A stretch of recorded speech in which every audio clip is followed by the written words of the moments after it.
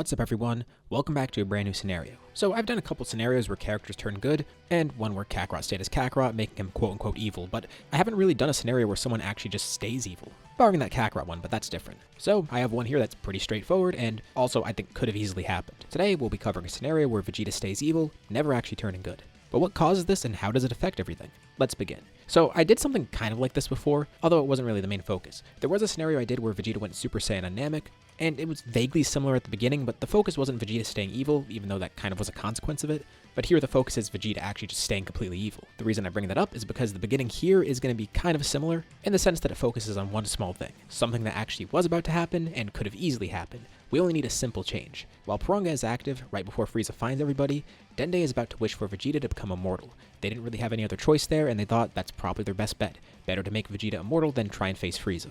Of course, that didn't happen. Piranha disappeared at that point because Guru ended up dying early. So they didn't get that final wish, and it was later used to actually transport everybody. The change here is tiny but has huge consequences. Simply, we let Guru live a few seconds longer.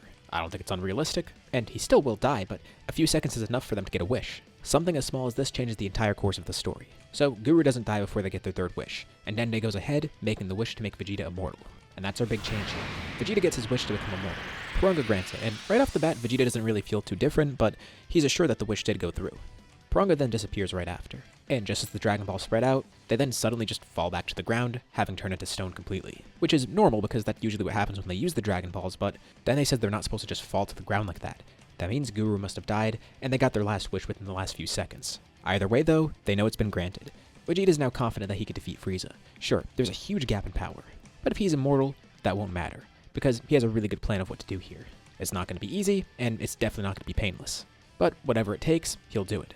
Plus, he's pretty happy, he got what he wanted. Being immortal must be great, and it looks like he's about to find out what that truly entails. Frieza finally arrives, landing in front of everyone, and seeing Vegeta looking weirdly confident. Must be him deluding himself into thinking that he's not dying here. And deep down, Vegeta is a little bit concerned because he doesn't know how this dragon's wish will affect him, but he asks for immortality, so that must mean he can't die here at all. He doesn't know how he'd feel right now without this, but he might be able to find a path to victory here. Frieza did see the dragon too and hears that they used up all the wishes. And Vegeta taunts him even further too. Not just that, those stones in front of them right now, those are the Dragon Balls. Not only did Vegeta use the last 3 wishes, but the Dragon Balls are completely done with. Piranha is gone. Frieza will never have a chance of getting them again.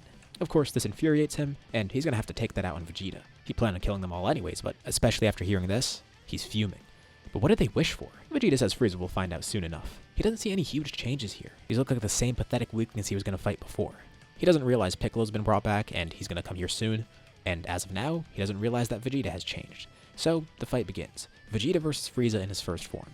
And as he is right now, Vegeta can't really do anything against him. Even with just his first form, Frieza's doing perfectly fine. And he has the upper hand at first, but as they keep fighting, and Vegeta continuously gets injured, he starts to heal a bit from it too. And he of course notices this. He thought maybe he'd have to actually die for the immortality to take effect, but no. He doesn't need to take lethal damage. It seems any sort of severe damage will activate it. Small things like cuts or bruises aren't going to do it.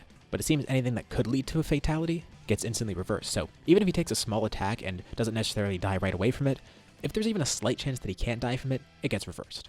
Basically, he heals any sort of damage that he views as serious. So slowly his power grows during the fight, and Frieza wonders how he still has so much energy left. First he was easily fighting Vegeta, but Vegeta's getting a second wind. His power is slowly increasing with small Zenkais. And Vegeta knows he can't exploit this entirely. At some point it will have diminishing returns, and he could already kind of feel that, especially with how Frieza's not doing anything major to him right now. But at some point, Frieza tries to end it. He points out a finger, launching a death beam right through Vegeta's heart, and Vegeta falls to the ground, seemingly dead. The others wait in anticipation to see if he gets back up, and they kind of know that he will, but he's taking a bit. So Frieza just laughs after killing Vegeta, and then focuses on the rest of them. But he hears a laugh behind him as Vegeta gets up, hitting Frieza with an unexpected attack. He thanks him for that. Looks like he got a nice boost from it. Frieza can see that there's a hole in his armor, but not a hole in his chest. His first thought is maybe that attack wasn't strong enough, and he kind of held back a little bit too much. Maybe Vegeta actually is that strong, so he's gonna have to hit him with a stronger attack. Frieza then launches a powerful blast. It completely disintegrates the top half of Vegeta. A pretty disgusting sight for everyone else, especially Gohan and Dende. But everyone, including Frieza, watches in awe as he regenerates from it, and this flat out confirms it to Frieza. Vegeta's regenerating from these attacks. He wished for immortality, didn't he? And Vegeta laughs even more.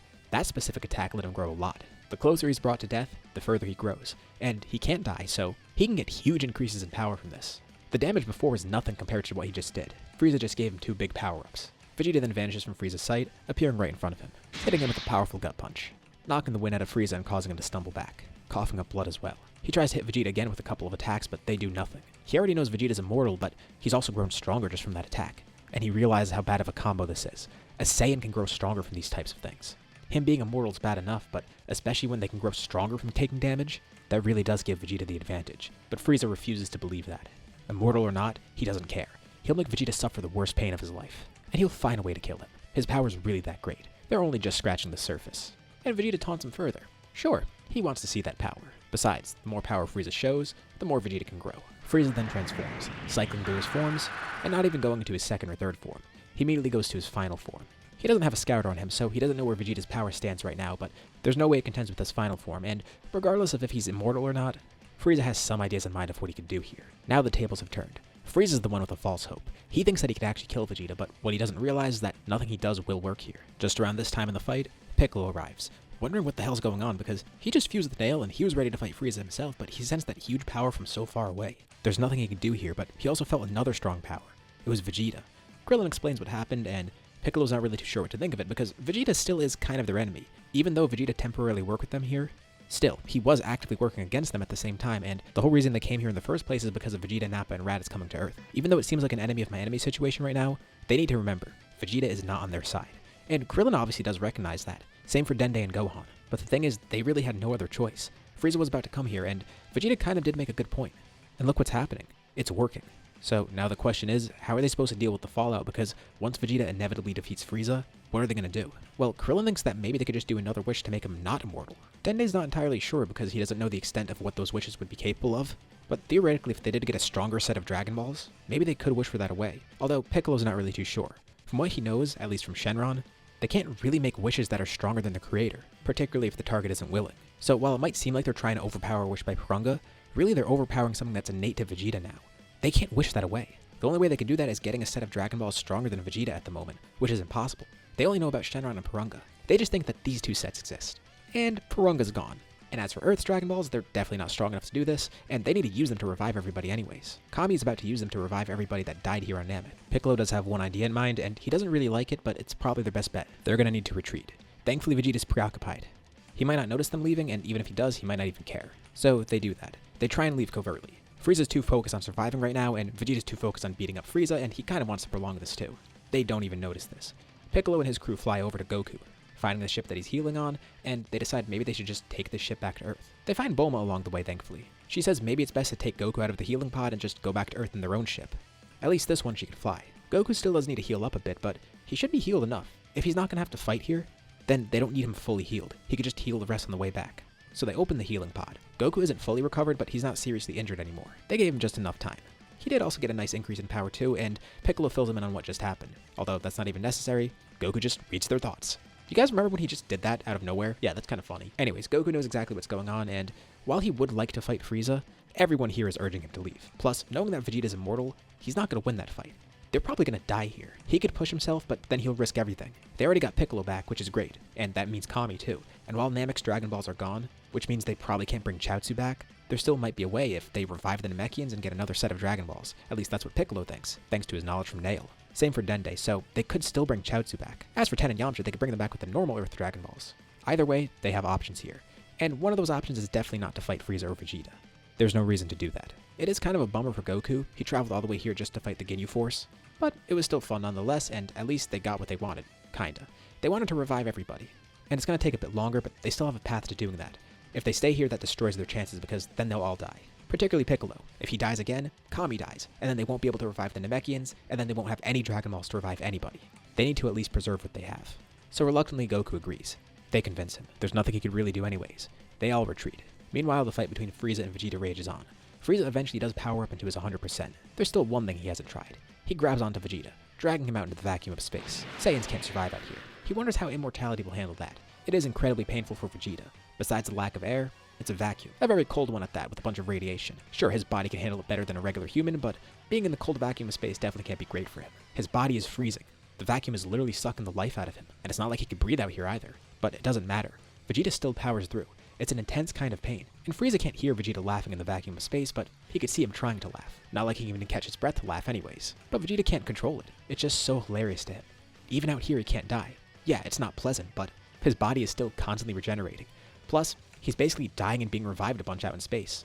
Every few seconds his body gets major damage and then recovers that. Being out here is kind of a cheat code. Of course it's going to have diminishing gains soon, but he's constantly growing here as his body faces this trauma.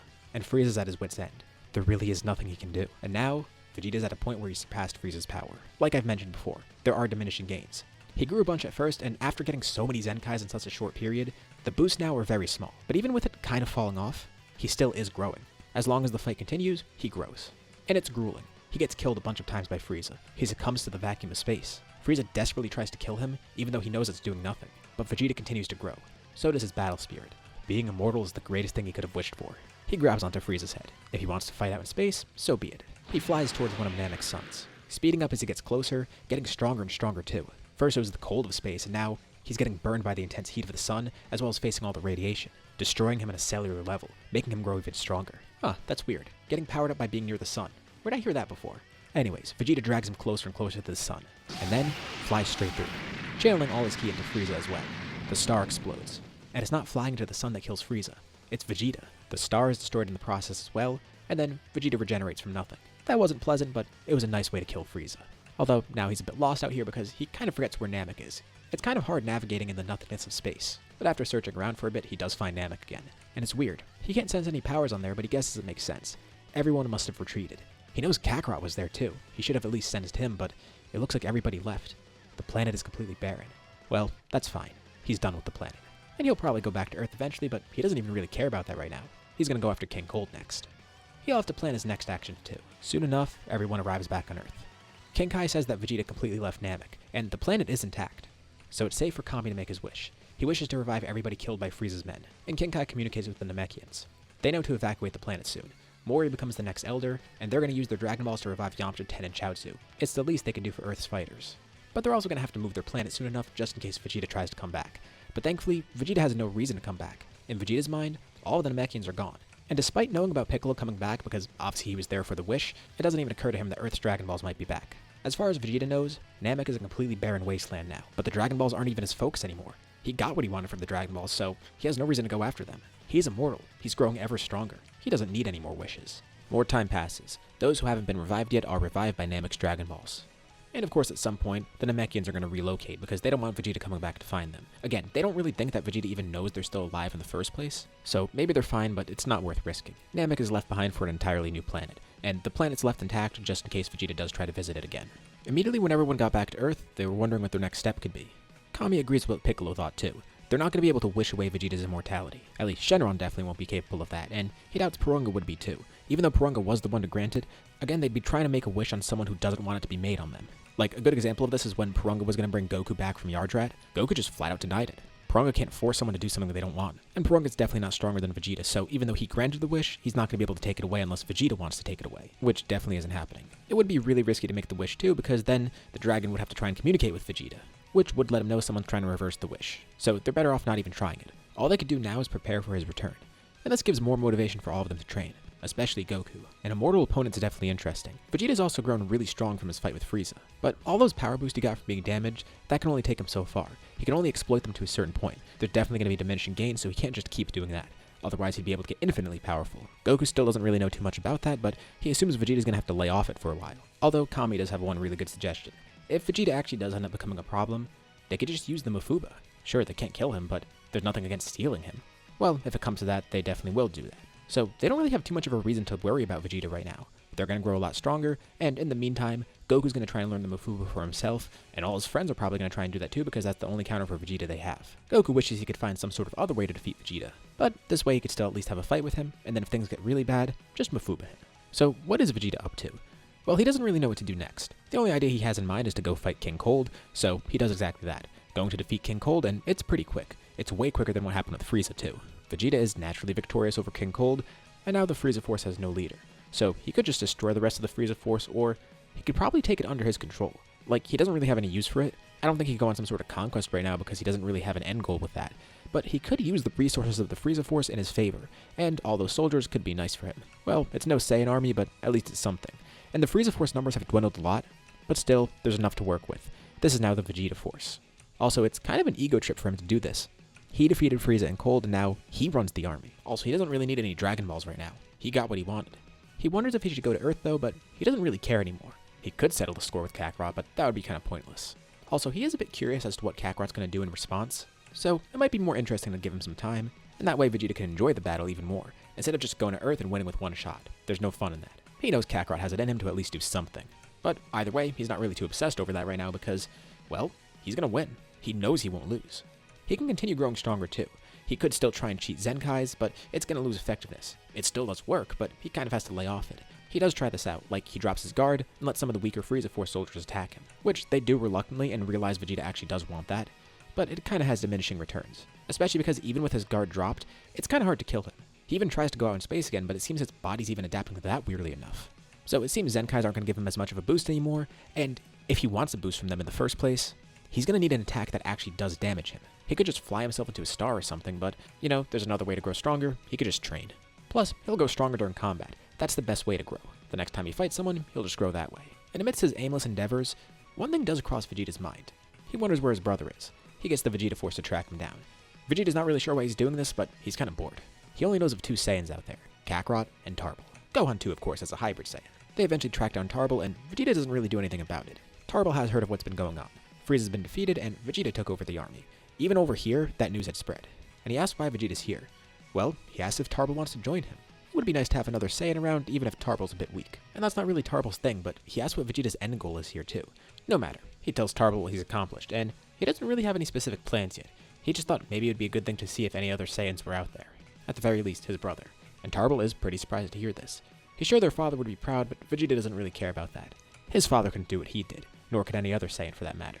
And Tarble can clearly see that Vegeta hasn't really changed much. He's very prideful, and actually it might be getting to his head a little bit more because of all the power he has. But Vegeta's no threat to him, thankfully. Also, Vegeta doesn't really have any aim here. He's taken over the Frieza Force and made it the Vegeta Force. Well, Frieza Force's whole thing was taking over planets and making money from that, so maybe Vegeta can do that, and at least it'll give him some opportunities to fight. Unlike Frieza, he'll actually get his hands dirty, and he'll have fun with that. Let's go back to Earth.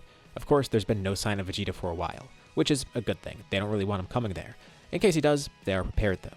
Goku has visited King Kai during this time. Of course, he's been on Earth too, training a lot with Piccolo, and making sure to train Gohan up because if Vegeta comes back, he wants Gohan to be strong enough to fight him. But Goku has visited Otherworld a bit. King Kai's training has been really helpful. He's not too sure what to focus on next, so he's been working a lot with Kaioken and seeing if he can learn any other techniques, which leads to King Kai showing him some other people in Otherworld. So he picks up on a few interesting things there, but nothing he could really use right now. Although one thing in particular that he does find is there are some people from Yardrat, and he does learn about instant transmission. He also learns about the fusion dance pretty early on, although doesn't really focus on that at all. So he doesn't really pick up on too many new techniques, but hey, instant transmission is pretty cool. And with all this time in Otherworld, King Kai then eventually notices something strange about Goku. One day during training, he just collapses. King Kai tries to see what's wrong, and I'm assuming as a Kai he might have the power to even see this right away, but he comes to see that Goku's succumbed to some sort of virus. Thankfully he's in the right place for this. It's gotten really bad real quick. I'm sure King Kai would have some sort of access to some sort of healer, or something that can heal Goku. And essentially what happens here is Goku avoids the heart virus. It's a good thing he was in Otherworld because if he weren't here, well, he would have been sent to Otherworld. King Kai did him a favor and basically saved him from this. Spending a lot of time here training really worked out. Not just in terms of power, but it prevented Goku from dying permanently. Also, while in Otherworld, Goku learns more about the Saiyans. Of course, there's not really many people in the heaven part. Pretty much every Saiyan has been sent to hell, and no one's really kept their bodies either. But he does hear a bunch of stories about Saiyans, and there were some good ones in the past which he can't seem to find up here. Also, he learns more about the universe around him. He hears about something called the Demon Realm, but not really too much about that. Basically, all this time in Otherworld means Goku's gonna get a lot of good info. But it's all very broad and nothing he could really act on or use against Vegeta. Same for his techniques too. So he continues training here and keeps all this new info in mind. Even if Vegeta is immortal, Goku will find a way to grow stronger and defeat him. The Mafuba is still an option, but he wants to figure out if there's any other way because that would be way more entertaining for him. Plus, it'll improve him even further. In case you couldn't tell by Goku suffering from the heart virus, soon enough the androids will show up. Thankfully, by the time they show up, Goku gets back to Earth pretty quickly. He could just teleport there. Kami tells King Kai and King Kai tells Goku. Someone is attacking Earth and they can't really tell who because they don't have any energy to sense. But once they pinpoint the city that's being attacked and they see something on the news about it, they could pretty easily tell. These are androids. They have no key to sense, and one is wearing the logo of the Red Ribbon Army. Also, in case it wasn't clear, there's no future timeline here because Goku never died, no one traveled in the past, and that also means the androids that appear are 17 and 18, not 19 and 20. So there's no future Trunks, future Gohan, or anything, just this timeline. And there's nothing Goku can really do here. He's pretty much thrust into battle right away, alongside all of his friends. He's not sure if the Mafuba is going to work on the androids, and it's kind of risky to try anyways. Because first of all, he doesn't even have a container, and even if he did, It takes a lot of focus and power to use, and if he uses that and it doesn't end up actually catching them because they have no energy, well, then he just wasted a bunch of power for nothing. I'm sure it would work on them because they're cyborgs, not androids. But Goku doesn't know that right off the bat. From what he could tell, they're just purely mechanical, which means it probably wouldn't even work. Also, not really his style, he'd rather actually beat them. There is also the fusion dance, but he doesn't have time to teach to anyone, nor could he actually perform it with anyone here because he'd have to lower his power a lot. Goku is the strongest of the group right now, by a pretty big margin. Piccolo also does have the option of fusing with Kami if he wants here, which definitely could defeat the androids, but he's caught up in the battle right now and can't really do that, and it's risky. It would mean that they have no Dragon Balls left, so if anyone dies here, which a bunch of civilians already have, they won't be able to bring them back unless they go to Namek again or something, but Namek's gone. They've already moved. So they're in a really tough spot. They just need to fight the androids right now and see if they can defeat them. Given all the changes so far, it's pretty safe to say that the androids are probably way weaker than normal, especially with the fact that there's no time travel here. Goku, on the other hand, is in a really weird spot because he's weaker than normal in the sense that he doesn't have Super Saiyan, but in terms of his base, he's grown pretty much to where he should be. I'd also say Gohan's above normal, and pretty much everyone else too, because they've been training seriously. They thought Vegeta would come back, and they needed to prepare for that. And of course, another big upside is the fact that Goku's not dead here while fighting the androids, so at least they have him. But still, it's not easy. Goku has grown much better with Kaioken. He can push it to around times 50, but he can only use that in very short bursts, and when he actually does that, he can damage the androids a bit. The thing is that of course does harm him, and he can't use it consistently throughout battle. It puts way too much strain on his body, but he can at least use times 20 without too much struggle, so he has to kind of stick with that. But it isn't enough. The Z fighters start getting defeated one by one, and the androids decide to play around a bit. They know Goku's holding back that full power of his, and they kind of want to see it drawn out because if he draws that out, it'll make the fight a lot more interesting for androids 17 and 18. They'll still be able to win and have the advantage, but come on, a challenge would make it a lot more interesting. They tell Goku they'll kill his friends one by one until he actually brings that out. It's kind of like a game to them. First, they start with Krillin. Ironically, Android 18 is the one to do the deed, grabbing him by his gi, throwing him up in the air, and then launching a bunch of ki blasts at him with her brother. And a lifeless Krillin falls to the ground. A really big mistake on their part. Krillin can't be revived anymore. Earth Dragon Balls won't work, and they don't know where Namek is now. In Goku's eyes, at least for this moment, he fully believes he just watched his best friend die permanently. And it was a brutal sight for Gohan too. He's grown so much closer to Krillin over this time, especially after Namek, and returning to Earth, he spent a lot more time with Krillin. It's his father's best friend. Krillin's basically his uncle. It's horrifying for everyone else to see too. But it triggers something in Goku and Gohan. Goku feels a type of rage that he's never felt before. He hasn't felt something like this since Krillin last died, or after seeing his friends die from Vegeta and Nappa. But this rage is even beyond that, and Gohan feels the same thing. A powerful gust of wind bursts through the city that they're fighting, generated for both Goku and Gohan. What happens next is pretty much simultaneous. Together, the two of them transform, going Super Saiyan for the first time. The tide of the battle changes completely. Now Goku has that same boost in power, but he's not having the drawbacks of Kaioken. Plus, Gohan's involved too.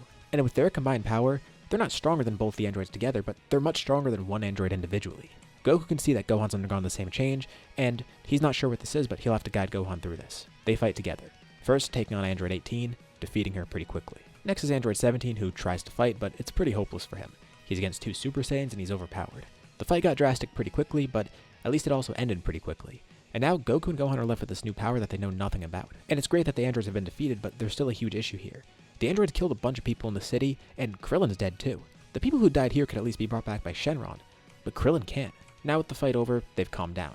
They need to figure out what to do next. Of course, they're going to look more into that power that they just got. Goku's pretty surprised that Gohan got the same thing too, but he could tell they both felt the same type of rage at Krillin's death. Now they need to try and find Namek somehow. The good thing is, Goku has been in contact with King Kai a lot more. So in the moment, Goku thought that Krillin was permanently gone, but now that he's more level-headed, there's an easy way to bring him back. Go to King Kai, find where the Namekians are now, and then just teleport there.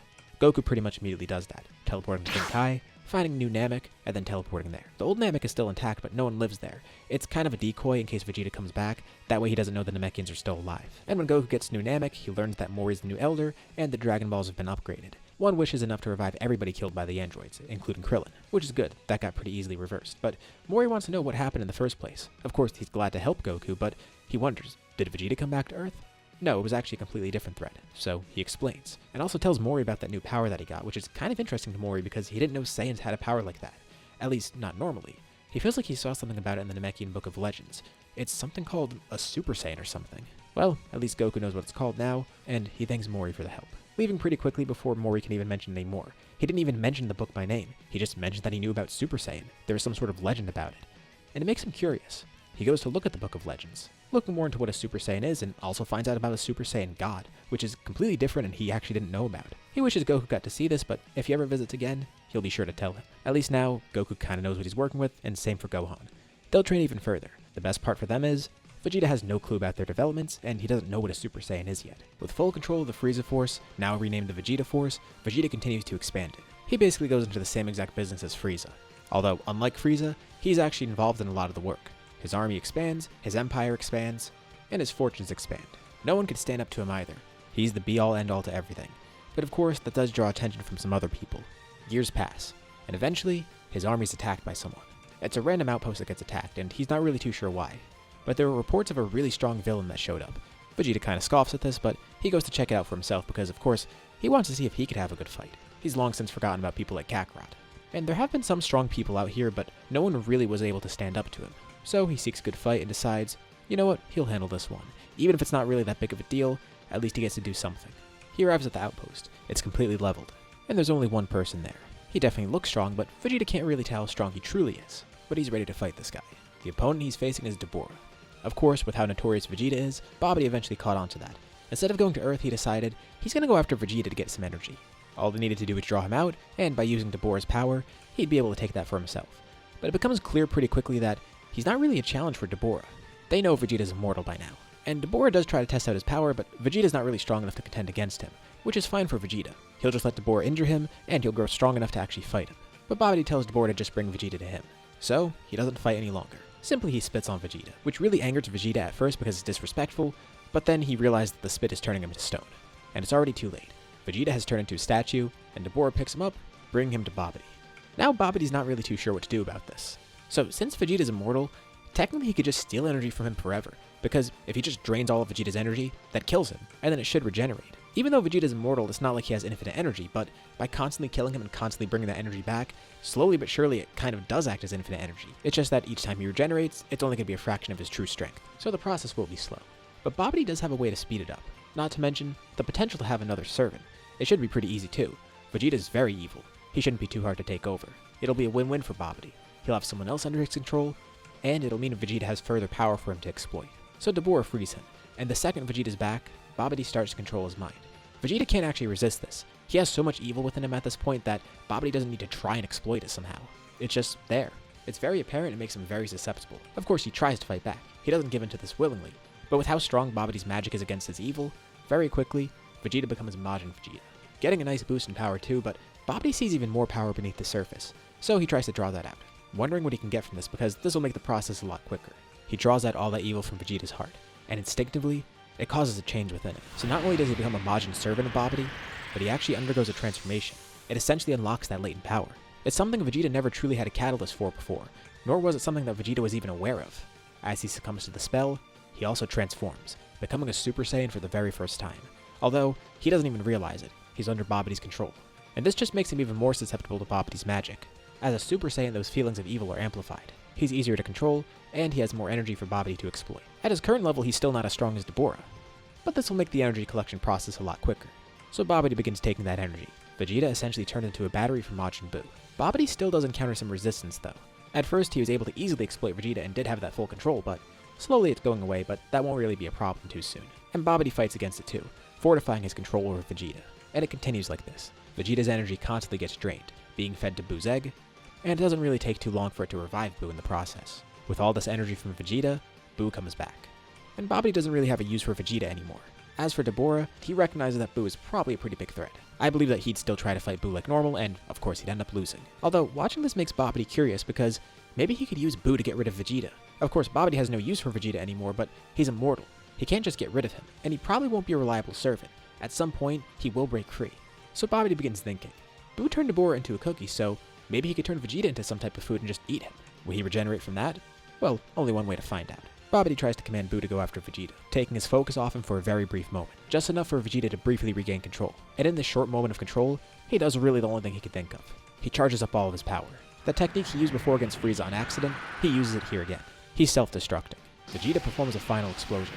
Babidi realizes by the time it's too late, because Buu wasn't listening to him, and Vegeta had just enough time to charge up and fire it off. Everything around them is destroyed. The planet they're on completely disappears. Vegeta holds nothing back. It kind of injures Buu a bit, but doesn't really do too much to him. And of course, since Vegeta's immortal, he does regenerate from this, but he doesn't have his full energy right now. And in the process of destroying his body, he destroyed his mind too, and it regenerated, freeing himself from Babidi's grasp and also killing Babidi in the process. It's a good thing he did that because now he's free and he still does have that new form. He has a lot to process right now because he transformed, he had his mind taken over, this Majin Buu guy is here, everything. Although it does dawn upon Vegeta, whatever transformation he just achieved was something he never knew about before. This must be what a Super Saiyan is. This entire time, he thought he was a Super Saiyan. He didn't know it was an actual transformation, and of course he's been growing a lot stronger, but he never unlocked this specific secret. And it kind of ruined the experience because Babidi was the one to do it. Whatever, he'll have to focus on that later. He's gonna have to find some way to deal with Buu, because as he is now, even after self-destructing, he's not gonna be able to do a lot of damage to him. Plus, Buu actually might have a way to defeat him. He saw that other guy get turned into food. Vegeta can't die, but what happens if he gets turned into food and eaten? Especially with this monster having access to magic. He has no idea how to counter that. Of course, Buu's revival isn't going unnoticed. A few moments earlier, on King Kai's planet, King Kai was watching all of this go down with Goku. And as they're watching it all happen, two people arrive on King Kai's planet. It causes King Kai to freak out because it's Shin and Kibito, who Goku learned is above him in the hierarchy of Kais. They didn't expect this to happen so soon. It of course makes sense, they just had no way to know what was happening right now. Either way, they need help. They knew Goku would probably be their best bet because, well, he's been around Otherworld a lot. They've heard about him. And they asked to see some of Goku's power. They tell him Buu's like nothing before. So, Goku powers up, showing off his strongest form. A few years back he unlocked Super Saiyan against the androids, and of course he kept training after that, eventually mastering the form and going beyond it. Right now his peak is Super Saiyan 2. He unlocked this through training, and so did Gohan. So he's not the only one with this form. He wanted to make sure Gohan would be strong, and of course, with him keeping up with Goku, Gohan's been growing this entire time too. Shin asks if they could bring him along, and Goku says yeah, he's perfectly fine with that. And thankfully Gohan actually can join at the moment. So they quickly teleport to Earth, and then teleport to one of the nearby planets, with Gohan being filled in about everything that just happened. Buu senses them arrive and goes down to this planet. Unfortunately for them, they can't just fight out in space, which is where Buu is right now. This is pretty much the exact moment Vegeta just gained control. So, Buu stops focusing on him, and then flies towards that planet, which causes Vegeta to follow him too, because he could feel that familiar power. There's no way. It feels like Kakarot's ki. Buu gets there first, with Goku and Gohan both in Super Saiyan 2, ready to face off against him. Shin and Kibito watch nearby, and they see as Vegeta enters the atmosphere too. Vegeta can't believe what he's witnessing. Soldiers from his army try and contact him, making sure he's fine. He says he'll tell them when to come here, but for now, he needs to be alone. There's nothing they can do here anyways. The worst part of this is the second he sees Goku and Gohan, he can see they're using the same power as him. They've become Super Saiyans already? No, that's not a Super Saiyan. Vegeta's only had this for a few moments, and he could tell that there's something different about theirs. The aura's different. There's sparks of electricity flying around it. It seems more intense than what he has. This entire time, Kakarot's had Super Saiyan, and he's not too sure yet, but he's maybe even gone beyond that. And based on his power too, Kakarot and Gohan are both stronger than him, by a noticeable margin as well. Goku looks at Vegeta and simply smirks. They'll be fighting soon enough. But they've come here to fight Majin Buu. So together, Goku and Gohan face off against him. And they're actually doing pretty well. With their combined power, it's enough to hold off Buu. But still, in order to fully kill Buu, they would need to hit him with a full power combined attack at the same time, and destroy every bit of him in that moment, which is a lot easier said than done. They would basically need him to stand completely still for this and not even try and fight back. So they definitely have the power right now to do this. And for now, they just fight him like normal. Goku has a lot of fun with this too because it's the first serious fight he's had in a while. Not since the androids has he fought someone this powerful, or rather, someone that's actually on his level, because this guy's way beyond where the androids were. And Vegeta continues watching on in disbelief, powering down as well. He's been so utterly surpassed by them. He couldn't even fight that Deborah guy. These two on the other hand probably could kill him. Based on where their power stands, Vegeta's no match for them in terms of strength. He's immortal, he's powerful, but he can't beat Goku though. They continue fighting Buu and they're losing energy, and it doesn't seem like Buu's losing any steam. This is exactly what Goku's been training for though. He got to enjoy his fight against Buu, but there is something he wants to test out here because he's not sure he'll get to try it again. Also, Gohan suggests they use it, just to be on the safe side, especially because of what Shin and Kibito were telling them about Buu. The two of them step back and tell Buu to watch closely, and he does, wondering what they're about to pull off. It's a good thing Buu's easily entertained because he watches as the two of them perform some sort of weird dance, and Vegeta watches on equally confused, as Goku and Gohan then merge together. Over this time, Goku has learned the fusion dance, and he showed it to Gohan too. They were expecting to use this against Vegeta, but looks like this is the first time they're using it in a fight. And a new fighter emerges, named Gohan, the fusion dance version of Goku and Gohan. He goes full power and pretty quickly ends up finishing the fight. Although the new fusion does enjoy his fight a little bit, but Buu stands no chance now that they're fused. And just like that, Majin Buu's defeated. But Vegeta's of course still there. He watched the entire thing, and he's feeling so many negative emotions right now. Confusion, anger, both at himself and at the others. Shame, so many different things at once. Not to mention everything that happened before they even came here. He just got embarrassed by not just Babidi and Deborah, but also Kakarot and his son. He underestimated them. To think, over this time, they got that far ahead, and he didn't even realize it. He didn't stand a chance. Nothing ever pushed him to become a Super Saiyan. In fact, he thought he was a Super Saiyan this whole time. but not until a few moments ago did he actually truly become a Super Saiyan.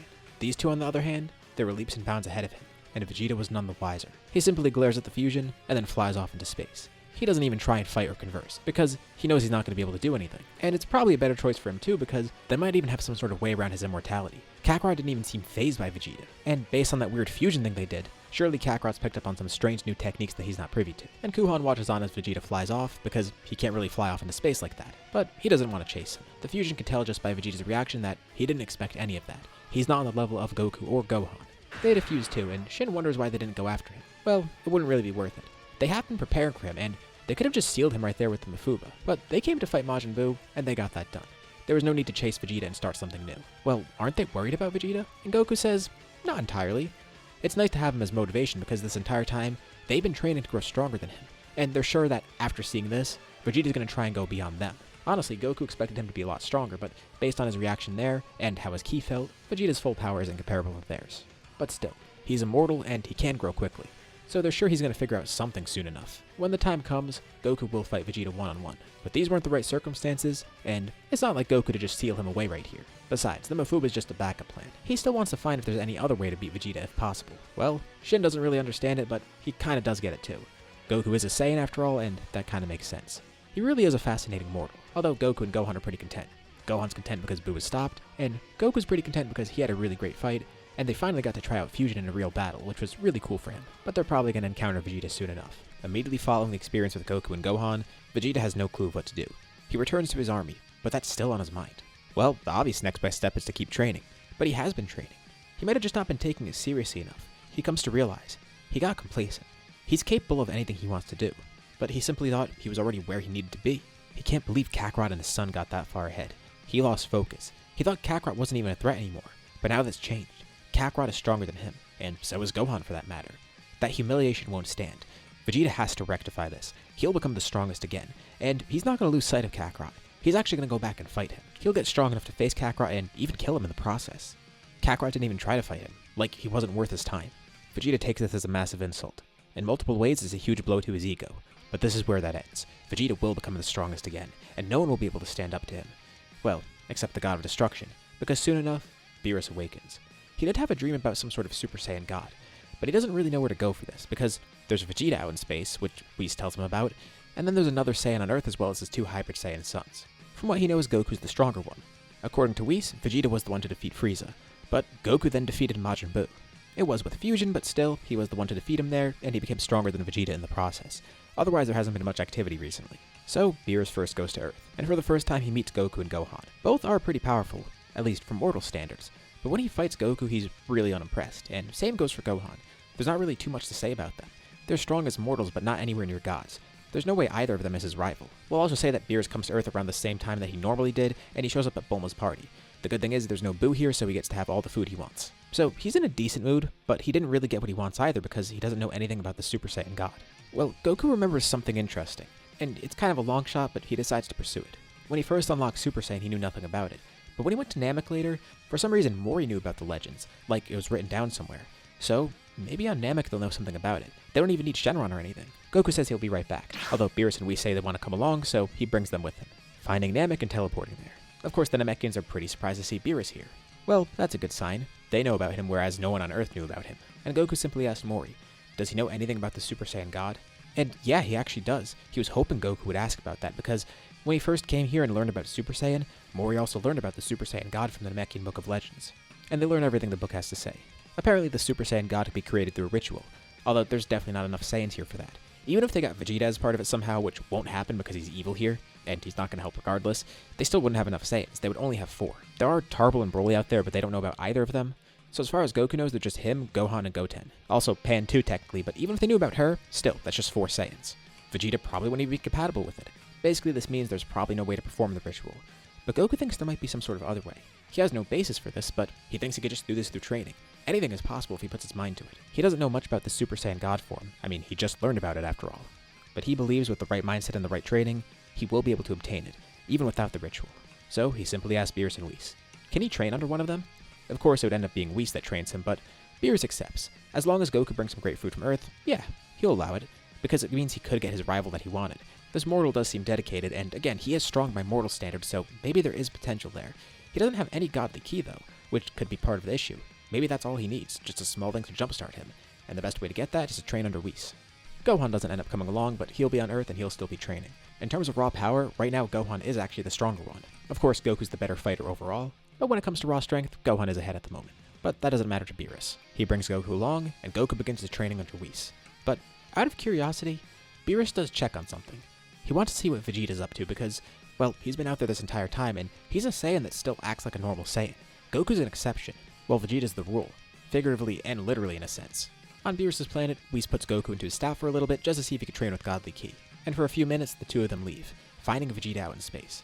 Vegeta's still evil, and after all his training he's grown, but he's only about as strong as Goku is at the moment, which is great, but he needs to get even stronger. He wants to be comfortably ahead. Now, considering the fact that he had such a huge gap in power with Goku and unlocked Super Saiyan so much later on, this is huge. But again, he's kind of running into the same issues as before. He could train his heart out. As an immortal person, nothing is off limit to him. It's grueling, but he could train 24/7 if he wanted to. It'll deprive him of sleep, but all he has to do is just blow up his brain and then he'll be fine. Also, exploiting Zenkais is still pretty hard for the same reasons as before, because after a certain point it's just overusing it, and there's not anyone to exploit it against anyways. Even when dropping his guard, it's kind of hard for his soldiers to do enough damage to him to actually warrant his Zenkai boost. But then he receives something that's kind of a blessing in disguise. Beerus shows up. Vegeta's immediately kind of fearful, but then he realizes he has nothing to fear. He's immortal. Even though Beerus is a god of destruction, it makes Vegeta wonder if he could even do anything against him. Beerus doesn't really like how Vegeta's acting here. First of all, he's going around destroying planets still. He's doing exactly what Frieza did. He's a nuisance. On top of that, he wished for immortality. Now, it was done as a last-ditch effort, but still, he thinks he's above everyone else. Worst of all, he thinks he's above Beerus, and he asks Vegeta to fight him. So, Vegeta does exactly that. He can't do anything against Beerus. At his full power, he's nothing to Beerus. But Beerus is curious about something. So, Vegeta's immortal, and his Hakais can't kill immortals, which is great for Vegeta to hear, so even Beerus can't kill him. Although, he kind of wants to try something here. This will be a perfect motivator for Goku, and it's also a nice process for him to test out. Beerus charges a ball of destructive energy, and then he traps Vegeta in it, attempting to Hakai him. Of course, this doesn't work. As immortal, he can't be killed by this, but his body is destroyed and constantly regenerates from it, and in a way, this actually does exploit Zenkais for him. On a cellular level, he's completely erased, but his body then comes back. This is more effective than anything else anyone has done to him. Honestly, Beerus tried this as a demonstration of his power and just a test to see what would happen against an immortal. But also part of him was curious if Vegeta would grow from this, because if Vegeta's out there, that could always serve as a motivator for Goku. He still thinks Goku's going to end up being his rival. He doesn't think it will ever be Vegeta. Also, part of him did want to actually get rid of Vegeta because he's a nuisance, but hey, if it doesn't work, that's fine. He could always seal Vegeta later on if he wants, not even knowing that Goku has the same thing in mind. So, he releases Vegeta from the energy. The Hakai doesn't work. But Vegeta does grow from this, which really interests Beerus. So, he's definitely no candidate for the next God of Destruction, and he's definitely not going to be Beerus' rival either. He's far too much of a loose cannon. But maybe it's a good thing to leave Vegeta out here, just to see what Goku's capable of. In a way, he just inadvertently powered up Vegeta a little bit. A big reason that Beerus is doing this is because, well, he didn't get to see the Super Saiyan God. Goku's going to be training for that, and they don't even know if it's possible for him to obtain the form that way. The best thing to do is give Goku some sort of extra motivation. Beerus is there as motivation himself, but this would be even better, having another opponent that's stronger than him, especially someone he already has ties to. Well, he's done with that.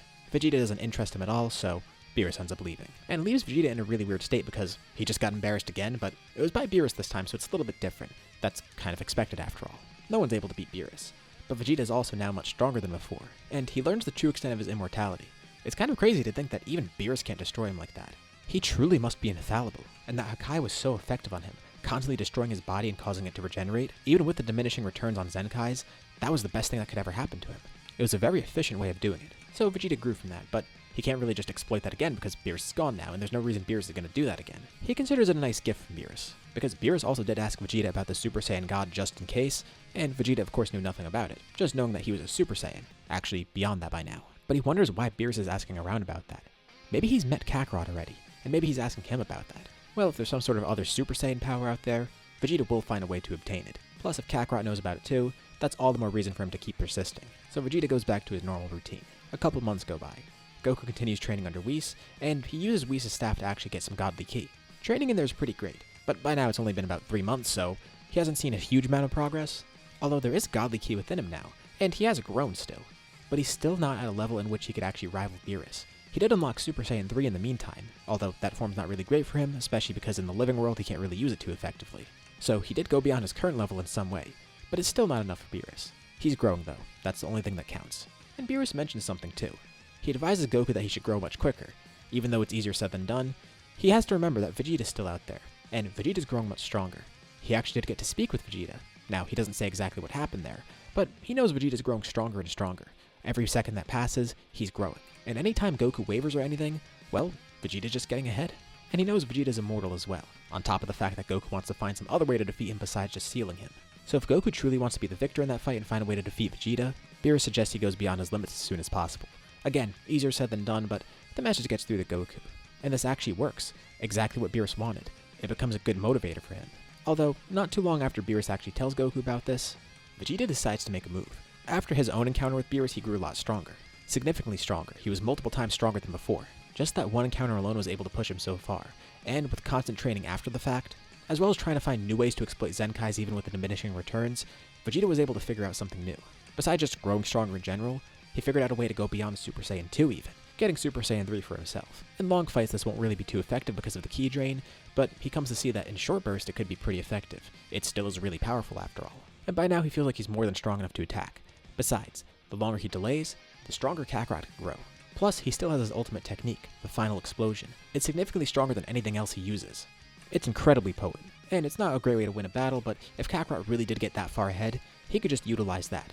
It's pretty draining in terms of ki and stamina, which his immortality won't really counter, but in terms of raw strength, it is a really great technique to use. All that's to say is that right now, Vegeta feels ready to attack. He has no other choice. He should attack now. So, he goes out to Earth. His army doesn't come along with him because he thinks that's pointless. They're just going to be fodder, getting in the way of everything. They can manage the duties of his empire while he's gone, and Vegeta's just going to handle this alone. So for the first time in many years, Vegeta heads back towards Earth. As he gets closer, the warriors on Earth can sense him, of course, and one in particular is ready to face him, Gohan. It's good that he stayed back on Earth because, besides the fact that he wanted to stay for his family, Earth did need someone strong to stay there while Goku was gone. He didn't expect Vegeta to come back right now, but he does feel prepared.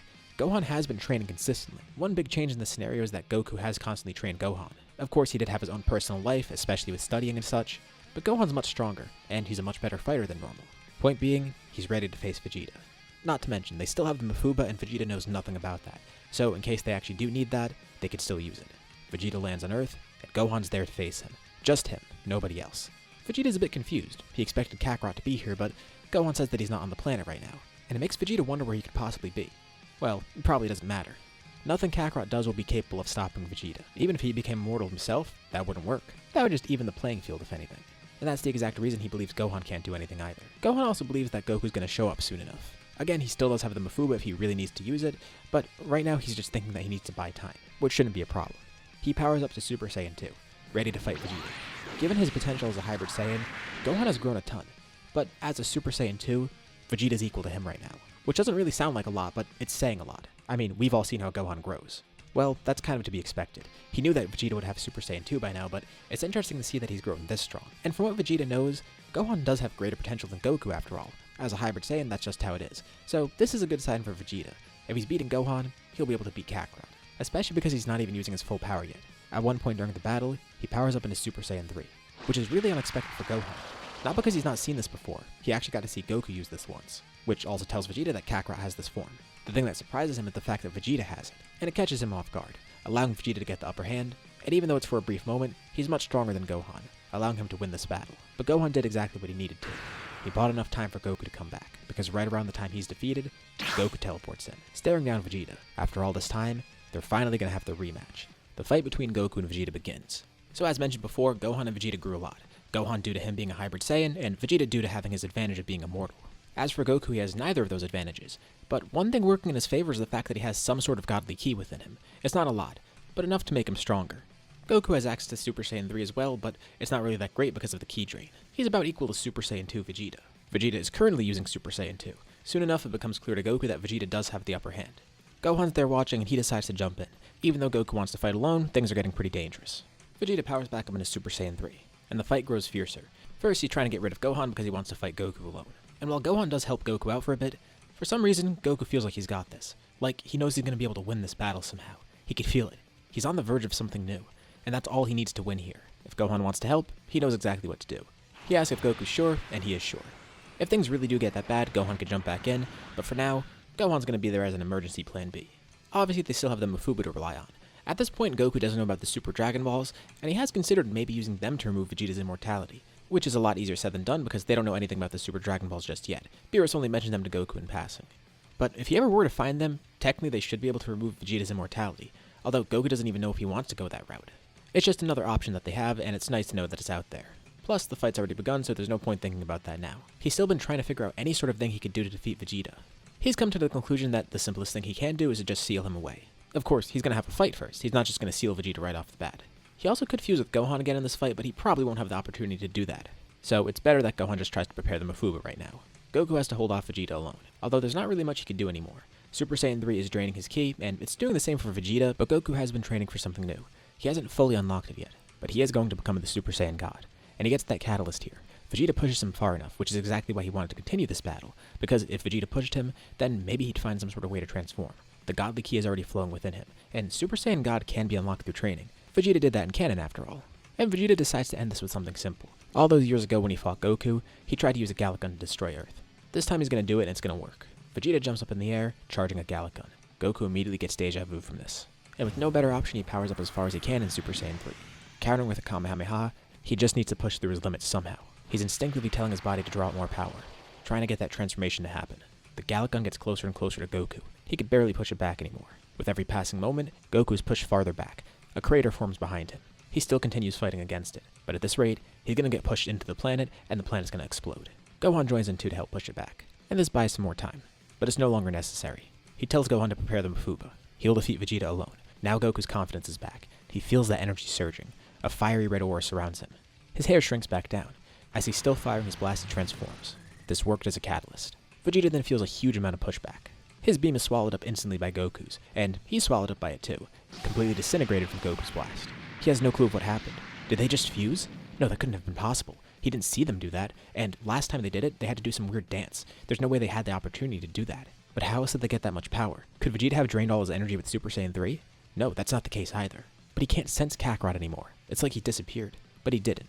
Slowly, Goku rises up into the air.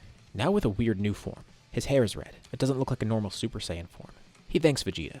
Without him, he wouldn't have been able to become a god like this. They had a good fight, and he'd love to fight Vegeta under better circumstances, but not when he's acting like this. Being immortal makes him a fun opponent, but also at the same time, far too dangerous and also kind of boring. What's the point of fighting if Vegeta technically can't be defeated? Angered, Vegeta tries to hit Goku with an attack. A point-blank ki blast, and Goku's completely unfazed. The gap in power now is far too big, and he'll return with an attack of his own. Goku charges ki in his fist, moving too quick for Vegeta to react. For Vegeta, it looked like the second Goku launched the attack, he already disappeared, appearing behind Vegeta, having punched right through him. Vegeta looks down.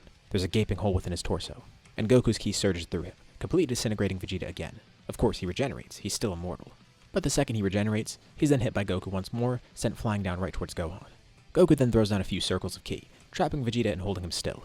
Goku descends down into the ground. There's only one way to end this. He doesn't like that it has to go this way, but there's no other way they can do it. Vegeta tries to escape the restraints but can't. What happened to Kakarot? Why can't he sense his ki, and why is he so much stronger now? More importantly, what are they planning to do here?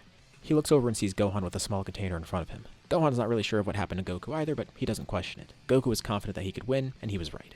In one last act of desperation, Vegeta tries to perform a final explosion. He doesn't want to go out this way, but he can't escape these restraints. And maybe this will at least help free him. But before he could do that, Goku quickly launches a ki blast at Vegeta's head, disintegrating it and stopping any actions. Even though he's immortal, by destroying his head, it's not like his body could just move on its own. It would be nice if there was some technique that could do that, though. This completely immobilizes Vegeta while his head regenerates. And the moment it comes back and Vegeta regains consciousness, it's too late. He's swept up by Gohan's Mafuba, sealed away in that small container, and now finally defeated. Goku still isn't really too happy about this outcome, but again, it was really the only thing they could do here, and it was the right call. And Gohan's glad that they were able to do this because he wanted to do this all along. He didn't really care about fighting Vegeta like that. And at least it worked out. Goku got to get that new form he wanted. It acted as a perfect catalyst for him. Goku still wishes he would get to fight Vegeta again under better circumstances, but he knows that's not going to happen. And it looks like now, Vegeta's dealt with for good. They're just going to have to find a safe place to store this container. And that's exactly what they do. They find a spot far away, burying it deep in the ocean. A completely remote area inaccessible by anybody. No one will ever be able to find this container or destroy it. So, what now? Since this whole scenario is about Vegeta being evil, shouldn't we end it now because he's gone? Well, that's not where this story ends. Not even close. Let's move forward. Soon the Universe 6 tournament rolls around, and there's not really enough people for Universe 7's team. It'd probably be Goku, Gohan, Piccolo, and as for the other two, I could see Krillin being part of the team. And Beerus still might include Monaka as a motivator for Goku here. Unfortunately, they can't really find any other stronger people anyways, so they might as well fill that last slot with someone that could actually motivate Goku further. For the first fight, Goku defeats Batamo. Goku also does get eliminated by Frost because of the poison, but eventually that gets caught. which also means Piccolo gets eliminated too, but the two of them are reinstated. Gohan goes up next. He fights against Vegeta. He's able to come up with an insult and gets Vegeta to go out of the ring. After this is Gohan versus Kappa. It's pretty interesting for him to see a Saiyan that's good, especially after what they just dealt with. He, Goku, and Goten were kind of exceptions because no good Saiyans existed as far as they knew. So this is the first time they're seeing another Saiyan who's just naturally good. Gohan enjoys his fight with Kappa. It's weird, even his techniques seem kind of similar to Vegeta, but he's a nice guy. He doesn't have Super Saiyan either. Gohan ends up defeating Kappa, but Kappa hopes he'll get to see them again. Maybe he can learn that same Super Saiyan form that they have. Next up is Gohan versus Hit. And despite Gohan still training, even with him using Super Saiyan 3 here, he can't just simply overpower Hit. He's not even strong enough to overpower Hit just yet. But not just that, he can't actually work around his time skip either. So, Hit defeats Gohan. And following the same order, Krillin's up next. He really hates that he's one of the last guys, but he can't do anything against Hit either, and he's ringed out. Goku and Piccolo are towards the end, so Monaka's actually next. Unfortunately for him, he's exposed as a fraud. Which makes Goku question why Beerus put him on the team in the first place. They probably could have gotten someone else, but even right now, it doesn't seem like that matters because there's nothing they could do against Hit. Goku's their best bet at defeating him. Thankfully, the next fight is Goku versus Hit, and Goku does find some ways to work around Hit's time skip. He's able to predict certain things that Hit does. But one thing you should consider is Goku is much weaker here than normal because, first of all, he didn't get to train in the upgraded time chamber like normal, and second of all, even if he did have that, he wouldn't have been training with Vegeta in there or even beforehand. Having Vegeta as a training partner is a huge thing. So Goku should be significantly weaker here, not just because he has less experience, but also his training just took longer in general without a good training partner. And he doesn't have Super Saiyan Blue Kaioken. This is his first fight where he gets to use Super Saiyan Blue, but it can't really do much against Hit. Hit's too strong for him, and even with Goku predicting his movements and trying to work ways around time skip, well, we're still kind of going by the anime scaling here, so Hit would be stronger than him, and he'd need Super Saiyan Blue Kaioken to actually give a better showing, as well as break through Hit's time skip and such. So he doesn't find a way to actually break through the time skip, and Hit's not really too impressed with him. He's strong, and he makes a good impression on Hit, but Hit still ends the fight, knocking Goku out of the ring. The final match is Piccolo versus Hit. He knows he's going to lose anyways, but he's not going to back down. As you can probably imagine, it goes really quickly. Hit just wiped the entire Universe 7 team, and just like that, Universe 6 ends up winning the tournament. Champa is able to get a hold of the Super Dragon Balls, and he makes his wish. He brings Earth to Universe 6. Beerus of course wants to do anything in his power to get it back, but he has to wait for now. He really doesn't get why Champa had to steal his planet, but it's obviously a slight against him. He could have just wished Earth back or something, and maybe he should have bargained about that before, but they were too busy bickering. And this only pisses Beerus off even further, so they're not going to come to an agreement anytime soon. And now, Earth has a new home, Universe 6. Thankfully the planet's still fine, and people on Earth actually don't really notice. I'd imagine wherever Earth was in Universe 6 might be similar enough to where Earth was in Universe 7.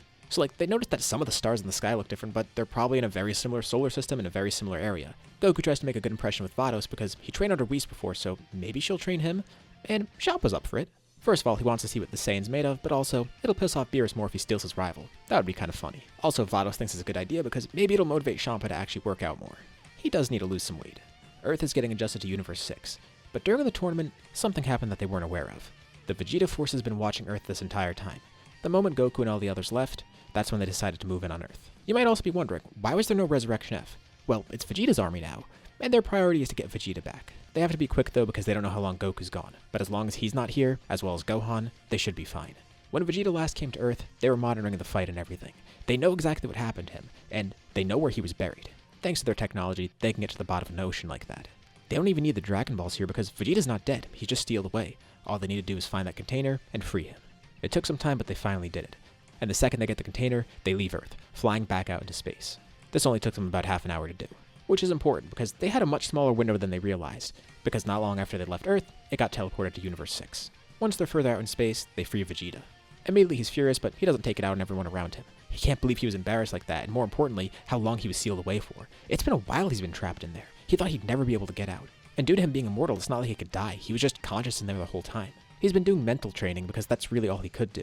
But now his anger at Kakarot's even higher than before, thinking he would resort to something like that. Part of him realizes that it makes sense because he left Kakarot no other choice. It's not like he could have died. But still, to think he resorted to that, it's despicable. He's going to do everything in his power to get stronger. Whatever form Kakarot just got, he's going to get something better than that. He's going to go beyond that, and he'll kill Kakarot. He enjoyed his fight too much, and that was part of it. He wanted to have a good battle. But now, he's not focused on having a good match with Kakarot. He's purely focused on killing him. That was the goal before, but it was secondary to actually beating Kakarot in a fight. Same for Gohan. Now Vegeta's only goal is to kill both of them, and actually, he could just do that right now. Why not just go to Earth and then launch an attack from out in space? Yeah, he's gonna do that. There's no point in fighting him again. Vegeta's in a real volatile mood right now, so yeah, he's gonna do that. He's gonna blow up Earth. His army goes back to Earth, and it's not there. The planet's gone. After they retrieved Vegeta, they stopped monitoring the planet, so they didn't even see this happen. They just left, and then minutes later, it vanished. Vegeta's completely dumbfounded. There's no remains of the planet either, so it's not like it got destroyed. Even the moon's gone. There's just an empty space in the solar system where Earth once was. Earth is in Universe 6, and Vegeta's free in Universe 7 with no one to stop him. Goku and everyone else on Earth gets adjusted to life in Universe 6.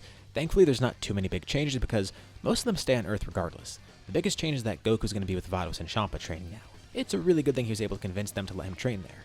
And of course, Vados knows all the same things as Whis, and since she's his older sister, she's probably an even better teacher. At least she considers herself one. She also doesn't really know much about Goku, so she does need to learn a little bit about that first. And he noticed Champa's really similar to Beerus. Beerus is kind of lazy, and so is Champa. Although, unlike Beerus, he didn't have a dream about a Super Saiyan God, so this is the first time he's even thinking of having a true rival. Although he does have to think about a successor at some point, so maybe Goku could be an option for that. What he doesn't realize is that Goku doesn't plan on staying here, of course, and even if he did, he wouldn't want to be a god of destruction. Goku would prefer to be in Universe 7 again, because even though Earth is here, he still has a bunch of other friends in Universe 7 that he won't ever get to see again.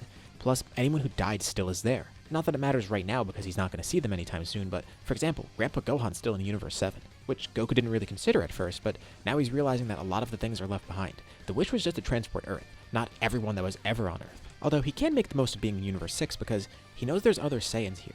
Now, he's not really too concerned about the Saiyans like Vegeta might be, for example.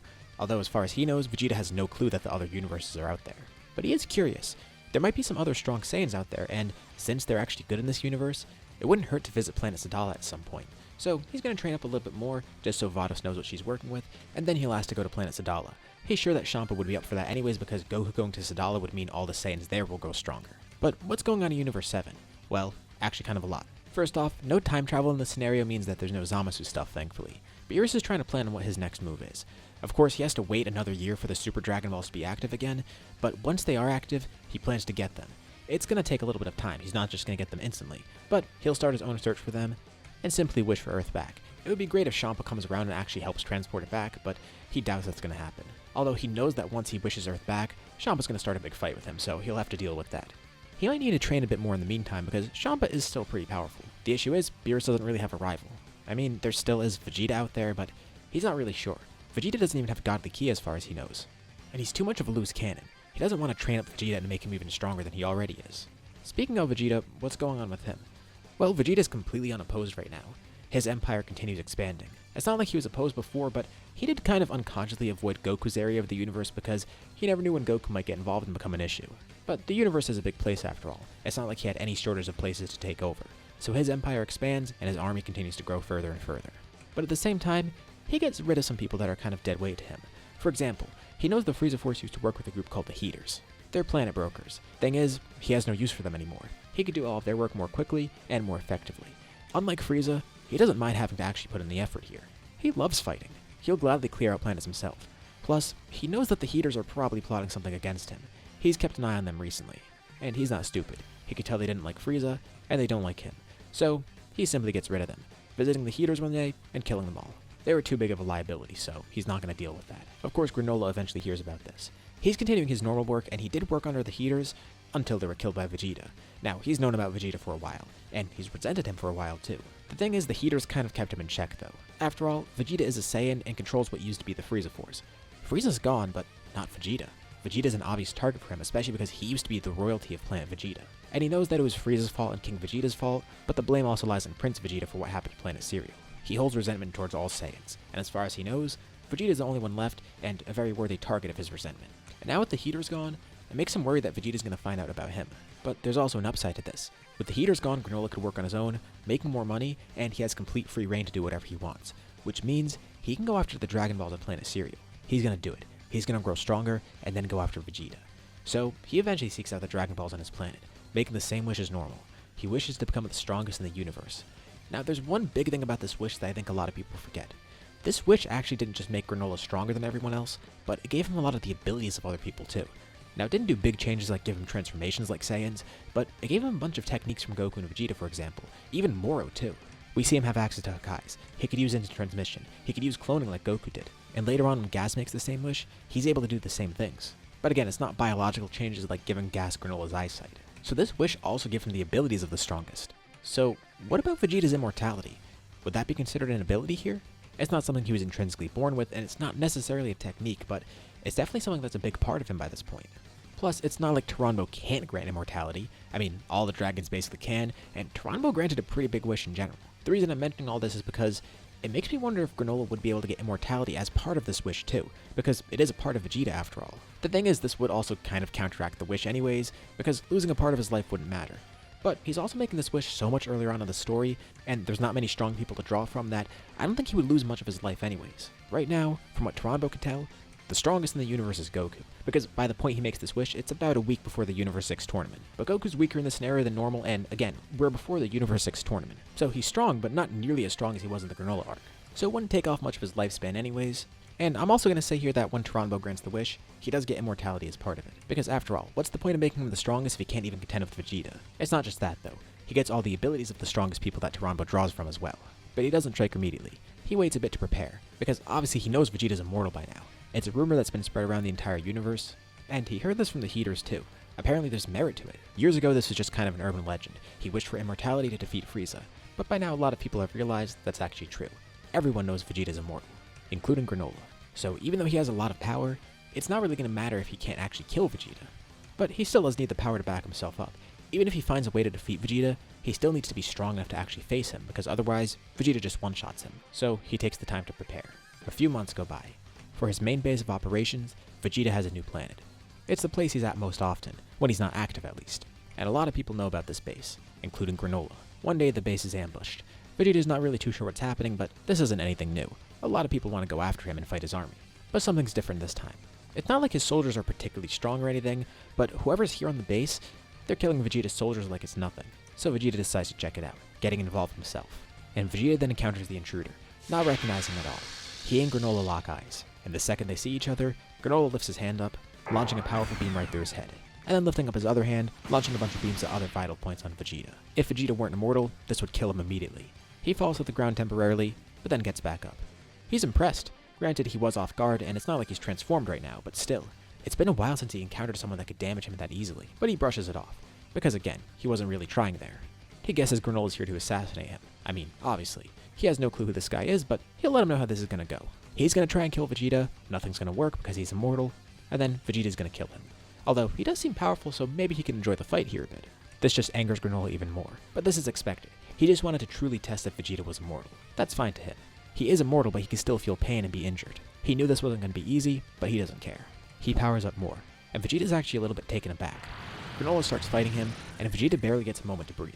Quickly he's able to power up during the battle, transforming into Super Saiyan 2. But even then it's not enough. Granola's still far stronger than him. Who is this guy? So he kicks it up a notch, transforming once more, with a fiery red aura surrounding him. Vegeta turns into a Super Saiyan God. He was sealed away by Gohan, but when he regenerated, he still had the energy of Goku flowing through him, both from his attacks and his paralysis. Goku didn't really know how to control his energy at that point because he just unlocked the form. So each time he attacked Vegeta, his energy was channeled into Vegeta as well. So he was sealed alongside that same godly ki. And after all that time being sealed away, well, he was basically sealed in a container full of godly ki. He was doing mental training during that time as well. And after doing some physical training once he was finally freed, he found this power deep within him. Thus, Vegeta did unlock Super Saiyan God. He doesn't have blue just yet, but he has this form, the same one Kakarot used to defeat him. Granola could tell he's pretty strong and this is his full power. Normally Vegeta wouldn't ask this, but he wants to know who Granola is. Clearly he's powerful and he has some gripe with Vegeta personally. What is it? Did he take over one of his planets, kill one of his friends? He honestly lost track of everything, so it's not like he's gonna know this guy. So Granola explains. And Vegeta knows nothing about the Cerealians besides stories he heard. The attack on that planet happened way before he was even active, much less leading this army. But it makes sense, Granola wants someone to blame, and he hates all the Saiyans. But if he knows Vegeta's immortal, how did he expect to kill him? Sure, Granola's powerful, and he wonders if he could stand up to Super Saiyan God. The two continue fighting, and he can actually stand up to this form. He actually is still stronger than Vegeta by this point. But then, Vegeta tries something out. He didn't expect Granola to be this powerful, so he then grabs onto him, then launching into space with Granola. He doesn't know if Granola can even survive in space, but that's not going to matter regardless, because as they rocket into space, he then blows himself up using the final explosion. Even with the gap in power, this should be enough to injure Granola at least. And it does. It destroys most of him, but then he regenerates. Granola doesn't give away the fact that he wished for this power, nor the fact that he became immortal from this wish, but Vegeta could plainly see that he's also immortal. So he sees what happened here. Granola wished for immortality too just to challenge him. He's surprised. No one else has been able to do that. Of course, they would need Earth's Dragon Balls or Namek's Dragon Balls. But surely Kakarot and his friends on Earth wouldn't have let anyone do that. And as for Namek, Well, as far as Vegeta knows, that planet's completely gone and all the Namekians are dead besides Piccolo. So there must be another set of Dragon Balls out there somewhere. Interesting. He'll keep that in mind. But Granola's had enough of this fight. He did get a little bit too ahead of himself and was trying to fight Vegeta, but there's no point in doing that. He'll finish this for good. It's a good thing he made the wish at the time he did, because he also got a lot of Goku's powers as well, including one particular ability that could help. This is why he took some time to practice before attacking Vegeta directly. He wanted to see what he was truly capable of now, and now he knows. He sticks out a hand, using all of his ki to paralyze Vegeta. Then with his other hand, he pulls something out from his pocket, and Vegeta's eyes widen when he sees this. A small container, exactly what Gohan used to seal him away. As part of the wish, Granola also now knows the Mafuba. Telekinetically he holds the container there. They are still out in space after all, and he tries to perform the Mafuba. This time Vegeta tries to wiggle his way out of it, but at the very last moment, he performs a final explosion instead. He did it basically on instinct, not knowing what else to do. It's not like he had a direct counter for the Mafuba, but granted it is also kind of hard for Granola to perform it and let Vegeta stay in one place at the same time. At least with Goku and Gohan, one could hold Vegeta while the other performed the technique. Here Granola was just performing it himself, and while he was caught up in the wave of the attack, Vegeta still was able to blow himself up, destroying the container in the process, and also knocking Granola away. He has to admit, that was a pretty good plan and he didn't expect that to happen. But he's not going to be sealed away that easily again. They're interrupted. Someone stands between them. It's Beerus. He's impressed to see Vegeta's a god as well, and as for this other mortal, he knows how he got that power. Granola has no clue who Beerus is, and Vegeta's just wondering why he's even here in the first place. Well, as Vegeta might know, Earth is gone now, which includes his rival Goku. So he has a proposition for Vegeta. He plans on doing another tournament with Champa's universe. Of course he's going to have to wait, but that's good, because he has more than enough time to train. And he's going to need a powerful team for that. And in the meantime he will also need a rival to train himself. So he wants to bring Vegeta to his planet. And as for Granola, well, he seems like a pretty strong mortal too, so why not bring him along? Again, Granola has no clue who this guy is, and he says he's simply just here to kill Vegeta. Well, Beerus lets him know it's impossible. He should know that too because he's immortal as well. Unless Granola gets the Super Dragon Balls and reverses his wish, or Vegeta reverses himself for some reason, then Vegeta will not die. He could try and seal him away again, but Vegeta's smarter than that. And you know what? Vegeta doesn't care about the fight anymore. Sure, he'd rather go train with Beerus and get stronger that way. It could be fun fighting Granola more, but this is a better opportunity. Although, he can't just leave Granola behind because then he'll just destroy his entire army. This just leaves Granola completely dumbfounded because this random dude just shows up, and now Vegeta's gonna train under him for some reason? He's not even really taking this fight seriously, is he? So he asks Beerus, if he goes to this planet, will he be able to fight Vegeta some more? And more importantly, kill him if he gets the chance? Beerus thinks about it for a second. And he knows Granola's not gonna be able to kill him, so he says, yeah, if you find a way to kill Vegeta, he'll allow it. But then Granola learns more about who Beerus is, and he doesn't really have a choice here. So he agrees to go along. Beerus is going to be more than prepared for the next tournament, although there is one big issue. He doesn't realize Zeno's eventually going to prepare a tournament of his own, one that will also have the Super Dragon Balls as a prize. Goku's getting pretty adjusted to life in Universe 6. He's been training under Vados more, and he's pretty much back into his normal routine. But now he's kind of curious. He remembers that Saiyan Kaba and wants to know if there's any other Saiyans like him, because he did hear about Sadala, and he knows that there are Saiyans here in this universe still, but he wonders if they're all just like him and actually good. And yeah, apparently Sadala is actually a good place. And knowing what he knows about Saiyans, he knows that they're pretty strong warriors, so of course Goku wants to go there. It's not that he cares about the Saiyan specifically, it's more the fact that it'll be a good opportunity to fight. Champa's not really too sure, but Vado says that it could be a good idea because, you know, that means the rest of the universe could grow stronger too. Imagine if Goku teaches them the secrets of Super Saiyan and such. Universe 6's mortal level is pretty low, and this could help raise it if they have a really strong planet full of Super Saiyans. And you know what? Champa instantly agrees to that. Sure, he can go over there. So, that meeting's set up. For the first time, Goku is taken to planet Sadala by Vados. And he basically has free reign to do whatever over here. Cab was told to expect him, and then he relayed that information and eventually got to King Sadala. He's pretty interested because he's never met a Saiyan from another universe before, so it could be an interesting experience. Goku briefly meets King Sadala, although there's not really too much of note because, I mean, Goku's Goku. He's not going to be the most formal person, but King Sadala at least finds it amusing. Although it's pretty shocking to learn what the Universe 7 Saiyans are like. Apparently they're all ruthless warriors, and most of them are dead. The only ones alive are Goku, Vegeta, and Goku's kids. Well, as far as Goku knows. It's despicable to think that the ruler of the Saiyans in that universe is like that. But Goku at least is a good example, and he's welcome here anytime. So now Goku spends some time with Kaba, and Kaba of course wants to learn more about Super Saiyan and such. Because Goku doesn't just have Super Saiyan, he has forms beyond that. So they go in the middle of nowhere to spar. And then two other people show up. They heard that someone important was visiting, and apparently he's pretty powerful. It's Caulifla and Kale. Caulifla wanted to check it out, and she basically dragged Kale along with her. So they watch from a distance as Goku and Kaba fight, and then Goku shows off Super Saiyan. Goku was so focused on his sparring with Kaba that he didn't even notice the powers nearby, which he now senses. So he teleports over to them. He tells the two they don't need to watch from far away. They could join in the sparring match if they want. Kappa's not really too familiar with either of them right now, so he's not really too sure why they're here. He only knows Caulifla vaguely because of her brother, and Kale's basically new to him. But Goku ends up learning who they are, and he says that they're welcome to join too. Kappa's able to pull off Super Saiyan, which really surprises Goku. He's not really sure how to teach it to the other two though.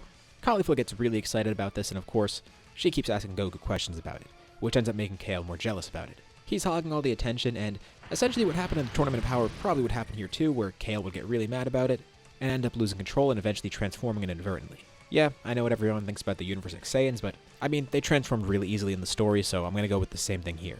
And her Super Saiyan is of course very different. She's completely berserk. Goku's never seen a Super Saiyan with green hair before, and she's way stronger than a regular Super Saiyan.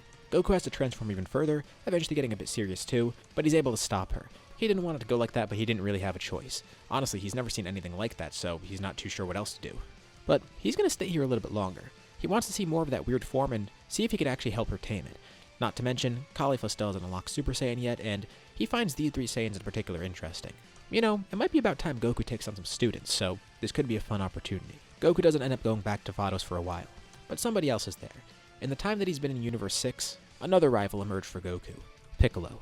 Of course, they've been rivals for a while, but that kind of fell off. Piccolo spent a lot of time with Gohan training, mainly whenever Goku's off the planet, so he has grown stronger, but it's not like he's on the level of Goku or Gohan for that matter. Goku did eventually want to find Hit again and maybe have him as a rival, but Hit's not really focused on that. He has his jobs to worry about. Although Champa and Vados did find it interesting that a Namekian was on Earth, so they decided maybe they should look into him a little bit more. From what they could tell, he's stronger than any of the Namekians in this universe. Plus, he still hasn't fused with Kami yet. By this point, he realizes that it's probably for the best that he does so, and he eventually does do that. It doesn't give him a major boost in power, but at least reunites him and makes him the nameless Namekian again. But this created a series of events that led to Piccolo eventually visiting Namek and learning more about what that's like in this universe. Basically out of curiosity. He feels really far behind, and maybe this new universe could be an opportunity to get ahead. Eventually that led to him going to Champa's planet, sparring with Goku a bit, and of course he's not nearly as strong as Goku's strongest forms, but by this point, he became stronger than Super Saiyan 3 Goku, which Champa did find kind of impressive, and same for Vados. And Piccolo asked to be trained there. He basically pulls what Goku did with Beerus, and gives them food as an offering. And Champa says as long as Piccolo brings him more food, sure, he could train here. So now Piccolo's been growing stronger too. This is not only for himself, but also, once they're back in Universe 7, he wants to be strong enough to actually fight against Vegeta. He really felt like he couldn't do anything, and he doesn't want to feel that way again. Not to mention, maybe he could figure out a way around Vegeta's immortality if he tries to train himself. He hasn't really been focused on that too much. It's mostly been Goku and Gohan fighting Vegeta here. Plus, after going to Namek, Piccolo learned more about making a set of Dragon Balls for himself after merging with Kami, because Kami had the power to do so, so that power still locked away within him somewhere. He just needed to figure out how to make it happen again. And one thing he remembered is that Guru was able to unlock potential on Namek, which he never got done to him. And on this Namek, the Elder is able to do the same exact thing, unlocking Piccolo's potential and making him far stronger. So Piccolo's had a huge jump in power too. But let's go back over to Universe 7. Vegeta and Granola train on Beerus' planet, and they don't really get along too well. Beerus has no clue of what to do next. And to make things worse, Zeno eventually announces the Tournament of Power. Great. They need to get 10 fighters together. They're not going to find anyone for that. Vegeta gets a little too overconfident and says they're not really going to need any strong fighters either. It could just be him and Granola, and maybe they can get some of his soldiers to fill the rest of the team. But Beerus says they need at least one more strong person. He doesn't want to get too overconfident like that and tells Vegeta he needs to take this serious. But they don't really have any other choices. There's not many other strong warriors in Universe 7, at least ones that'll be good for this team. This team is pretty bad to begin with because it's full of evil people. Like, it's Vegeta and his army, and then Granola, who's not necessarily a bad person and probably the best on the team.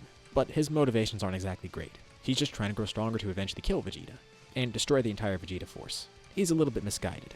They don't even consider reviving anyone either because it never comes to mind for Vegeta.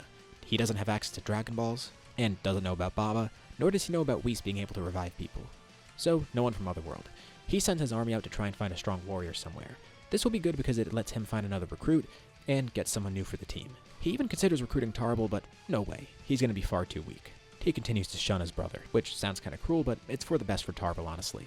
It wouldn't be good for him to get involved in this, especially with Vegeta being how he is.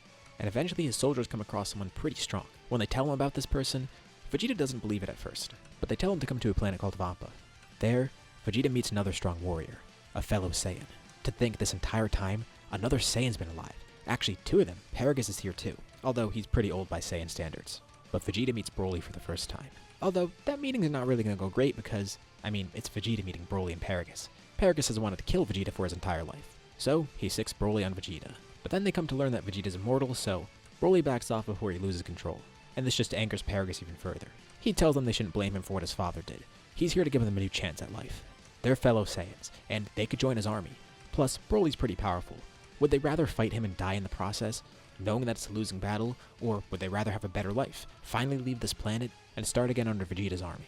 They're not going to agree that easily, but Vegeta adds something to it. He tells them about the Tournament of Power, and says that they should join him because if they don't, well, the universe will likely get erased. They don't really have a choice here because if they're going to want to survive, they need to join the Tournament of Power.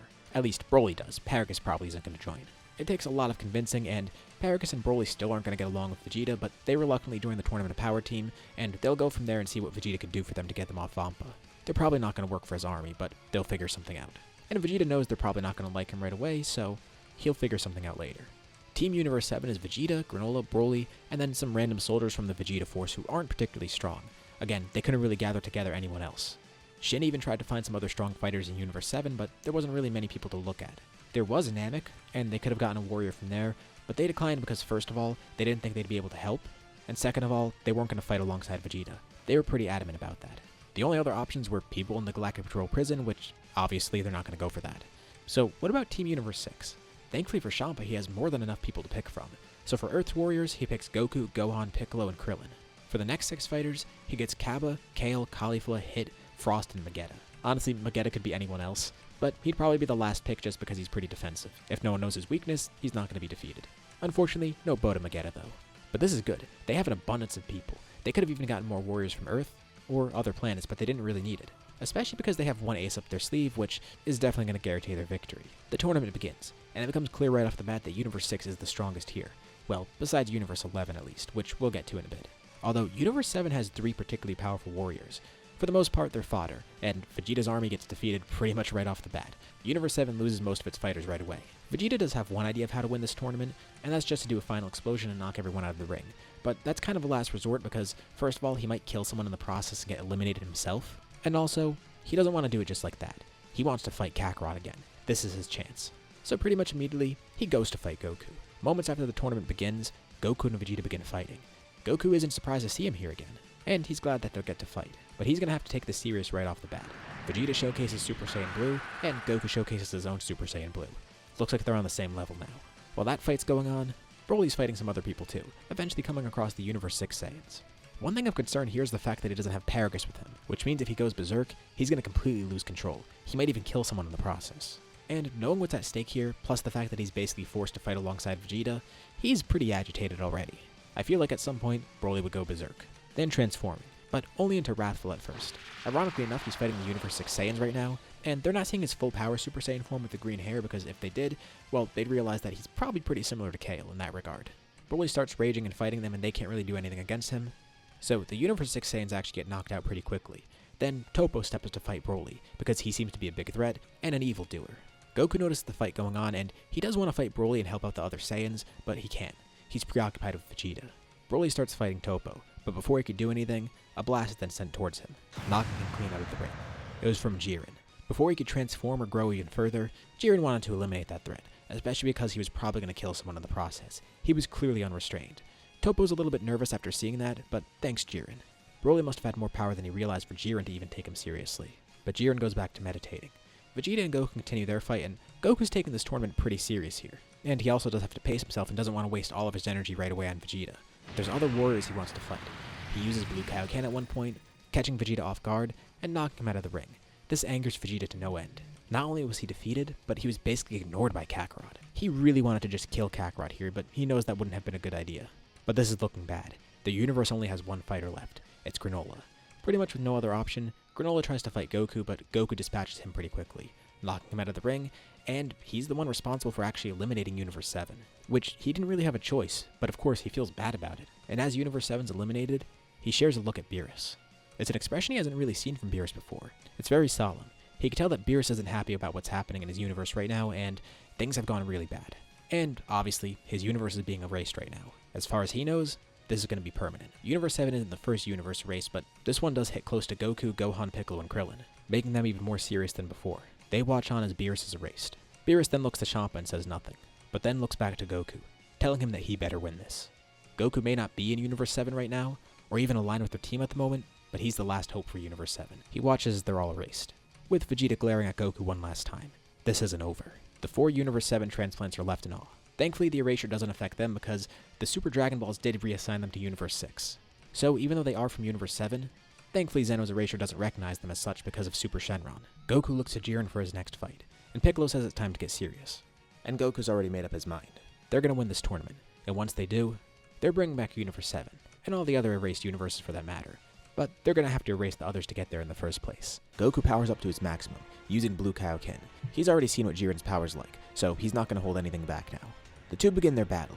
In terms of where Goku stands, I feel like he'd just be relative to where he was at this point in the story normally. He's been consistently training, he got a little bit of different training from Vados as well, and even though the Zamasu stuff didn't happen for him to grow even further from, I feel like he's been doing more than enough to keep up. But let's say he's around the same level. And as great as that is, obviously that's not really going to do much against Jiren. Thankfully Goku's not fighting alone here. At first he was, and he even tries to use the Spirit Bomb against Jiren, falling into it and causing him to go Ultra Instinct. This really does help him at first, but Jiren showcases more power and is about to defeat him, nearly knocking Goku out of the ring, but somebody catches him. It's hit. Goku's about to drop out of Ultra Instinct because of a lack of power, but Gohan then comes along too, lending some energy to Goku. They have already lost some fighters. Vegeta's gone, and so is Caulifla Kale and Cabba. Krillin's probably knocked out of the ring at this point too. Right now it's just Goku, Gohan, Piccolo, Hit, and Frost, who's just doing his own thing. Hit tells Goku that if they team up together, they might actually be able to take down Jiren, but he needs to tap into that same power again. Thankfully, he didn't take too bad of a beating from Jiren and he could jump back into the fight right away, and briefly, he does reactivate Ultra Instinct Omen. Hit's plan is to trap Jiren in a time cage, and when that happens, Goku needs to use all of his power to knock Jiren out. So the two of them spend some time fighting together, and then Hit activates this trump card. He uses all of his focus and energy to keep Jiren in place. But at the very last second, Jiren's able to break free from it. Goku keeps trying to fight him, but now Jiren's using more power. And even with Ultra Instinct, it's not going to be enough. Showing about half his full power, Jiren knocks out Goku and Hit simultaneously, with ease. Universe 6 only has 3 fighters left now: Gohan, Piccolo, and Frost. While that fight between Goku, Hit, and Jiren was going on, Piccolo and Gohan were actually taking on the rest of the Pride Troopers, getting rid of Toppo and Dispo, which is pretty good. Gohan is a bit concerned because it's just the 3 of them left, but they haven't lost their strongest fighter yet. They've actually been waiting for this. The only reason they kept it a secret for this long is because of Universe 7 being there. They thought Universe 7 would have stronger fighters, and to be fair, they didn't expect Broly to be there. Same for Granola. But there's no reason to hide this anymore. So you might have been wondering from the last part, why didn't they have the rest of the Universe 6 Namekians join the team? Why'd they get someone like Vegeta? Or even Frost for that matter. Same for Krillin. I mean, either 3 of them could be replaced easily. The thing is, the Universe 6 Namekians are here. The next person to try and face Jiren is Piccolo. He doesn't really suspect much of Piccolo, but Piccolo begins to power up. He's trained under Vados, of course, and he's had his potential unlocked on Universe 6's Namek. Not to mention he fused with Kami, but also every other Universe 6 Namekian. He goes into his power awakened state. An immense amount of ki fills the arena. This is the last resort for them. They only did this because they wanted some sort of trump card to guarantee the victory. Now with Goku and Hit out of the ring, Piccolo has to step up. They had all of Namek merged together, and then eventually merge into Piccolo, who was the strongest Namekian in Universe 6 at that point. It was kind of a gamble, but at the same time, Piccolo's already recreated a set of Dragon Balls on Earth. They're going to reverse this after the fact. But while they have it, Piccolo does want to enjoy this fight. He vanishes from sight and appears behind Jiren, catching him off guard with an attack. And Jiren can't believe it. Belmont's watching on surprise too. That must have been a fluke. There's no way he actually caught Jiren off guard like that. He'd have to be faster and more powerful than Jiren here. And sure, Jiren's holding back, but even at that point, he's stronger than everyone here. Not exactly. In Piccolo's power awakened state, he's actually far beyond Jiren right now. The two briefly battle, and Jiren realizes he's completely outmatched. So, he decides to go into his full power reluctantly, thinking that maybe this will let him beat Piccolo, but no, Piccolo's still got some more power locked away. Vados and Goku have seen it before. And Vados was really surprised to see Goku pull off Ultra Instinct. Whis was too. Even though Universe 7 was erased, as an angel, he's still obviously there, and he's impressed. He was hoping Goku would get that eventually, but didn't expect that to happen under his sister. But now he watches on curiously. He never did pay much attention to Piccolo. So Vados explains, even before merging with the entirety of Namek, he was pretty powerful, getting his power awakened, and then Goku butts in, saying he's gone even beyond that. Now, they've only seen Piccolo use that power individually and not with all the other Namekians. When he used that power individually, he still was pretty strong, but this is going to be a completely different level now that he has the entirety of Namek merged with him. So Piccolo transforms once more, showing off his orange form. And with this, he's able to beat Jiren, knocking him out of the ring. There still are some other people in the ring too. Frost is actually one of the people still remaining, and they're worried that he might be able to get MVP because he did get a few eliminations. So Piccolo decides he's going to make really quick work of everyone else here, using his full power, knocking out as many people as possible, racking up a bunch more eliminations, taking out over a dozen people in a few seconds. Gohan did have his own fights going on, but he didn't knock anyone out of the ring, just so Piccolo could actually do that. So, the tournament ends. Universe 6 wins, and the only people left in the ring are Gohan, Piccolo, and Frost. Frost was hoping to get the Super Dragon Balls for himself, of course. Champa thought it was a pretty big risk to have him on the team in the first place, but didn't think he'd actually get that far. He was playing it pretty smart though, and without Frieza to antagonize him, he was level-headed as well.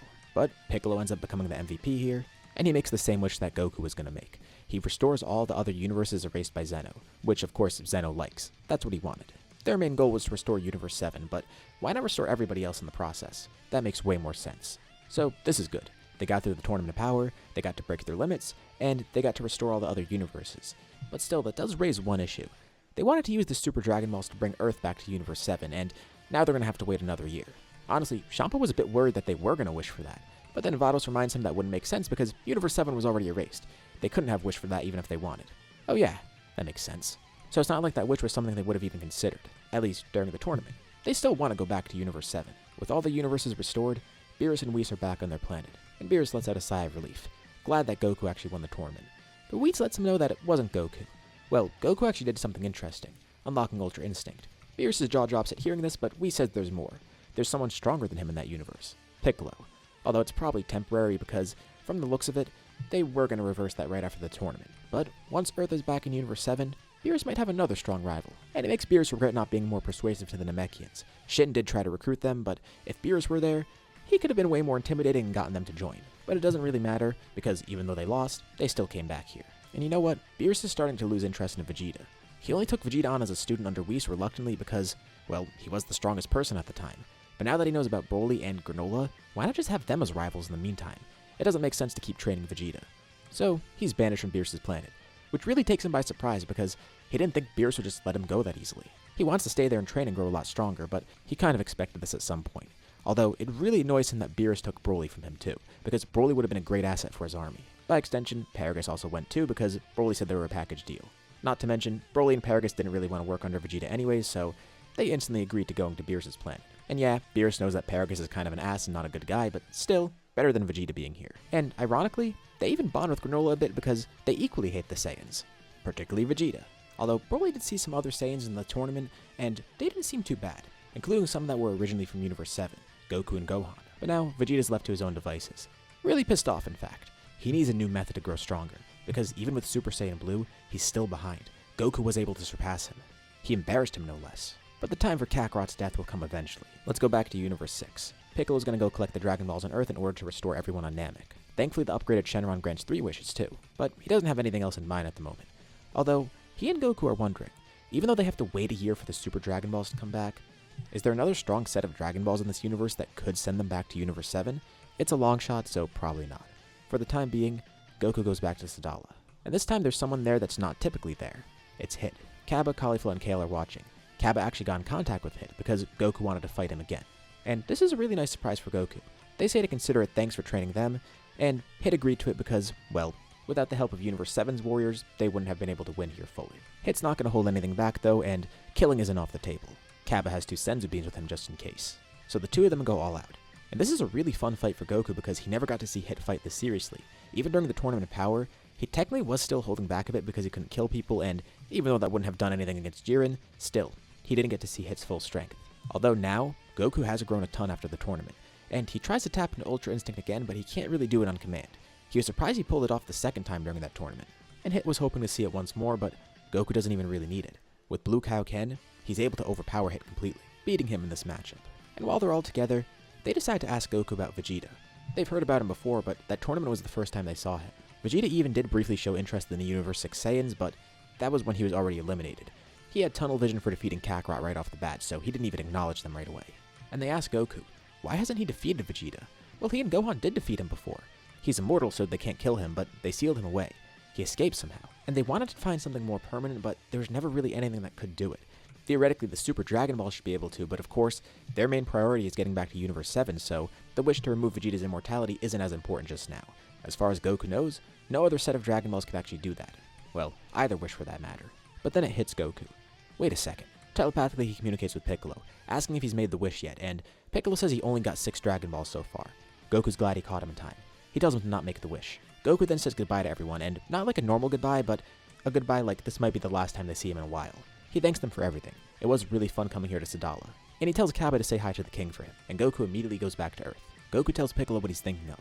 Right now, even though it's temporary, Piccolo is still hugely powerful. And with all the Namekians merged within him, that means Shenron must be incredibly strong. And this didn't even occur to Piccolo. That type of power should be enough to actually send Earth back to Universe 7. But even more than that, he's stronger than Vegeta at the moment, which means Shenron's stronger than Vegeta, and that wish can affect him. He's not sure if a wish like that would work across universes, but Piccolo's strength might be more than enough to actually do that. Even if it doesn't work, it's at least worth a shot. So they summon Shenron. The first wish, they ask Shenron to remove Vegeta's immortality. Shenron hesitates for a second and then says, the wish has been granted. They can't believe what they're hearing. That actually worked? So Piccolo makes a second wish. He asks for Earth and its inhabitants to be transported back to Universe 7. Shenron says that's another simple wish to make. And to their surprise, Earth is brought back to its original universe. It's a great thing Goku thought of that because now they just killed two birds with one stone. And now the final wish, Piccolo asks for his fusion to be reversed. Well, besides Kami and Nail. And Shenron grants the wish. All the Namekians and Piccolo are unfused from him and sent back to Universe 6. Of course, this immediately affects Shenron as well, and he starts glowing, then getting much weaker to compare to Piccolo's regular power. Shenron lets Piccolo know this, but he expected that to happen anyways. And then Shenron bids them farewell. Just like that, they got everything they wanted, and it's not like Piccolo had to keep the Namekians merged with them. That means now they could actually do it. They could fight Vegeta and finally kill him. They don't need to use any weird methods to work around his immortality or anything. Hopefully he doesn't realize it just yet. Right now, about a week has passed after the tournament in Power. Thankfully, Vegeta did have one more spot to train in. A place where time flows differently. The same place Frieza actually trained to become Black Frieza. So Vegeta immediately went there, and he got to work. So we don't know how time flows in the one that Frieza used, but let's assume it works like the regular time chamber on Earth. Even though Vegeta only had 5 or 6 days there, that would be 5 or 6 years of training constantly. And thanks to his immortality, he pushed himself to the limits. And it's not like he'd age from this either. Not that it's really a concern for him as a Saiyan just yet. But now he's thinking ahead. Maybe he could use this room even further. He could use it endlessly, thanks to him being immortal. It's not like he'll die from old age or anything. But after exiting the time chamber, he feels a bit different. This is the time that Earth just got back, and the wish was made to reverse his immortality. The only reason he left the time chamber at this point is because he got an alert from his army. Someone's trying to attack them. Great. Another threat he has to handle, but he doesn't mind. He likes fighting after all. Morro has escaped the Galactic Patrol prison, and while flying to Namek, Vegeta's army found him out in space, which started a huge battle, so before he even got to Namek, he had to take them on first. But Vegeta arrives and then he just takes out Morro himself. Morro tries to steal some power from Vegeta, but Vegeta has no time to play games, and especially because he doesn't know what this guy's magic is capable of, he doesn't want to waste time trying to work around that. Physically, Morro's weak, and Vegeta doesn't care for those cowardly tactics he's using. So he kills Morro pretty quickly, although in that fight he did get injured a little bit. It wasn't anything major, like just a cut on his arm. He doesn't really pay it any mind, because by now he's been so used to pain that he doesn't even really feel it. But it doesn't heal. He looks down on it a few hours later. The cut is still there for some reason. Again, not too big of a concern for him. He thinks that he must have grown so strong by this point that his immortality doesn't even see that as a threat anymore. I mean, it's just a small cut. Before that would be adjusted right away. But maybe he's just adapted too much, and he simply laughs it off, not realizing that it's actually a sign of something far worse. Not too long after Earth is transported back to Universe 7, Beerus of course is going to notice. Whis sees that one day, a new planet appeared out of nowhere. Actually, not a new planet, the same planet from before. Beerus can't believe it. How'd they get back? They didn't even have the Super Dragon Balls. Looks like there's only one way to find out. They're going to be going to Earth regardless, but they also want to ask how that actually happened. They bring Granola and Broly along too because they're not just going to leave them here alone. Beerus still isn't sure if those two are going to end up killing each other one day. They seem to be on good terms though. Regardless, they come along to Earth. For the first time, Broly and Granola get to formally meet Goku. Goku's glad to see that Beerus noticed so quickly. They were going to try and find a way to contact him, but didn't have anything in mind. And Goku introduces himself to the other two. Of course, neither are fond of the Saiyans, but after seeing Goku in the tournament, they see that he's different from the other Saiyans. Plus, at the end of the day, he is Vegeta's enemy too, so they're pretty neutral on him right now. They also come to learn that he doesn't remember anything from when he was a kid. He was sent to Earth and grew up here basically the whole time. At least that leaves a better impression. Anyways, Beerus immediately brings Goku back to his planet and also drags Piccolo along too because he heard that he had a ton of power locked away. Well, Piccolo says he has gotten weaker since, but Goku butts in and says that right now, Piccolo's a little bit stronger than he is actually. He merged with all of Universe 6's Namek, and he was incredibly stronger than everyone else around them. But even now, his orange form seems pretty strong. Merging with Kami, training with Vados, getting that potential unlocked, it all really helped him out. So technically right now, he's number 1 in Universe 7 because of that. But Goku is quickly catching up. And Beerus tells him to fight. That'll be a good showcase of their power. Granola and Broly could watch too so they can get an idea of who they're working with here. Goku and Piccolo have a brief battle. Goku still can't tap into Ultra Instinct willingly yet, but he does have Blue Kaioken, which is pretty strong obviously. Although by going into his orange form, Piccolo is able to overwhelm him and wins this battle. Beerus is very impressed. Goku definitely hasn't been slacking off, and it's nice to see Piccolo growing strong too. He'll start to keep an eye on him too. But right after their fight concludes, somebody shows up on Beerus' planet. Just as Beerus noticed Earth was back in Universe 7, Champa did too. And he's furious. He knows exactly what happened because Vado saw it in her staff. First, they saw the entirety of Namek repopulate, and they wanted to go to Earth to get some food, but it was gone. Then they found out that a wish was made to transport it back to Universe 7. Champa holds out a hand, threatening to destroy Goku and Piccolo. He can't believe they went behind his back like that, especially after those two trained with Vados. But Goku stands up for himself and says he didn't want to be sent to Universe 6 in the first place. They were just working with what they were given. But still, at the end of the day, Champa's a god of destruction. They shouldn't defy his orders. But Piccolo says at the same time, Beerus wanted them back. They did belong to his universe originally, so technically, either universe they choose, they would be defying somebody's orders. He then charges a Hakai in his hands, but Beerus grabs his arm. He's been waiting to finally settle this with his brother, and don't take it out on those mortals. If he wants a real fight, they could fight together. And Beerus makes a bargain with him too. If Champa ends up winning this fight, he can keep Earth permanently. Beerus will personally find the Super Dragon Balls for him, and better yet, he'll actually have Shin travel through time so he can get them sooner. He'll do all the work for Champa, and he won't ever go back on it. And to make it even better, he'll make sure the wish is permanent. Last time Champa just made a wish to move Earth to Universe 6. And Super Shenron fulfilled its duty, so that's how Piccolo was able to reverse the wish. He just moved the planet back. But Beerus will phrase the wish this time so that it's permanent. That way, no one will be able to overpower Super Shenron's power. And Champa wonders why he's making such a good deal here. Is he really that confident in his victory? And yeah, Beerus is very confident. Champa's gonna call his bluff. No matter what, he's gonna get Earth back. Beerus calls him an idiot for doing that in the first place because why not just wish for a new Earth? I mean, he has his own Namek. Just go there and get the Dragon Balls. Have his Supreme Kai make the planet or use the Dragon Balls to do so. Champa says it's too much work. He's not waiting for that. Alright, well, Champa asked for it.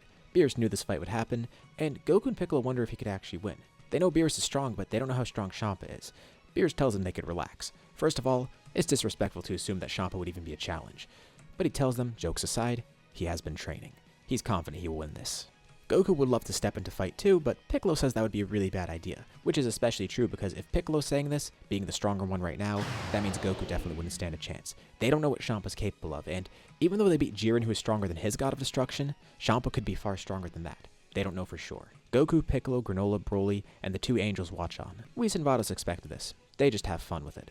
They put the rest of the spectators in a bubble and follow around the two gods as they begin to fight, battling across the entire universe. It's a really hard battle to keep up with because they're moving incredibly quick and their power is very destructive, obviously. Two destroyers fighting is insane, but as the fight continues, it becomes really clear that Beerus does have the upper hand here. He gets more and more serious, and he's really enjoying himself too.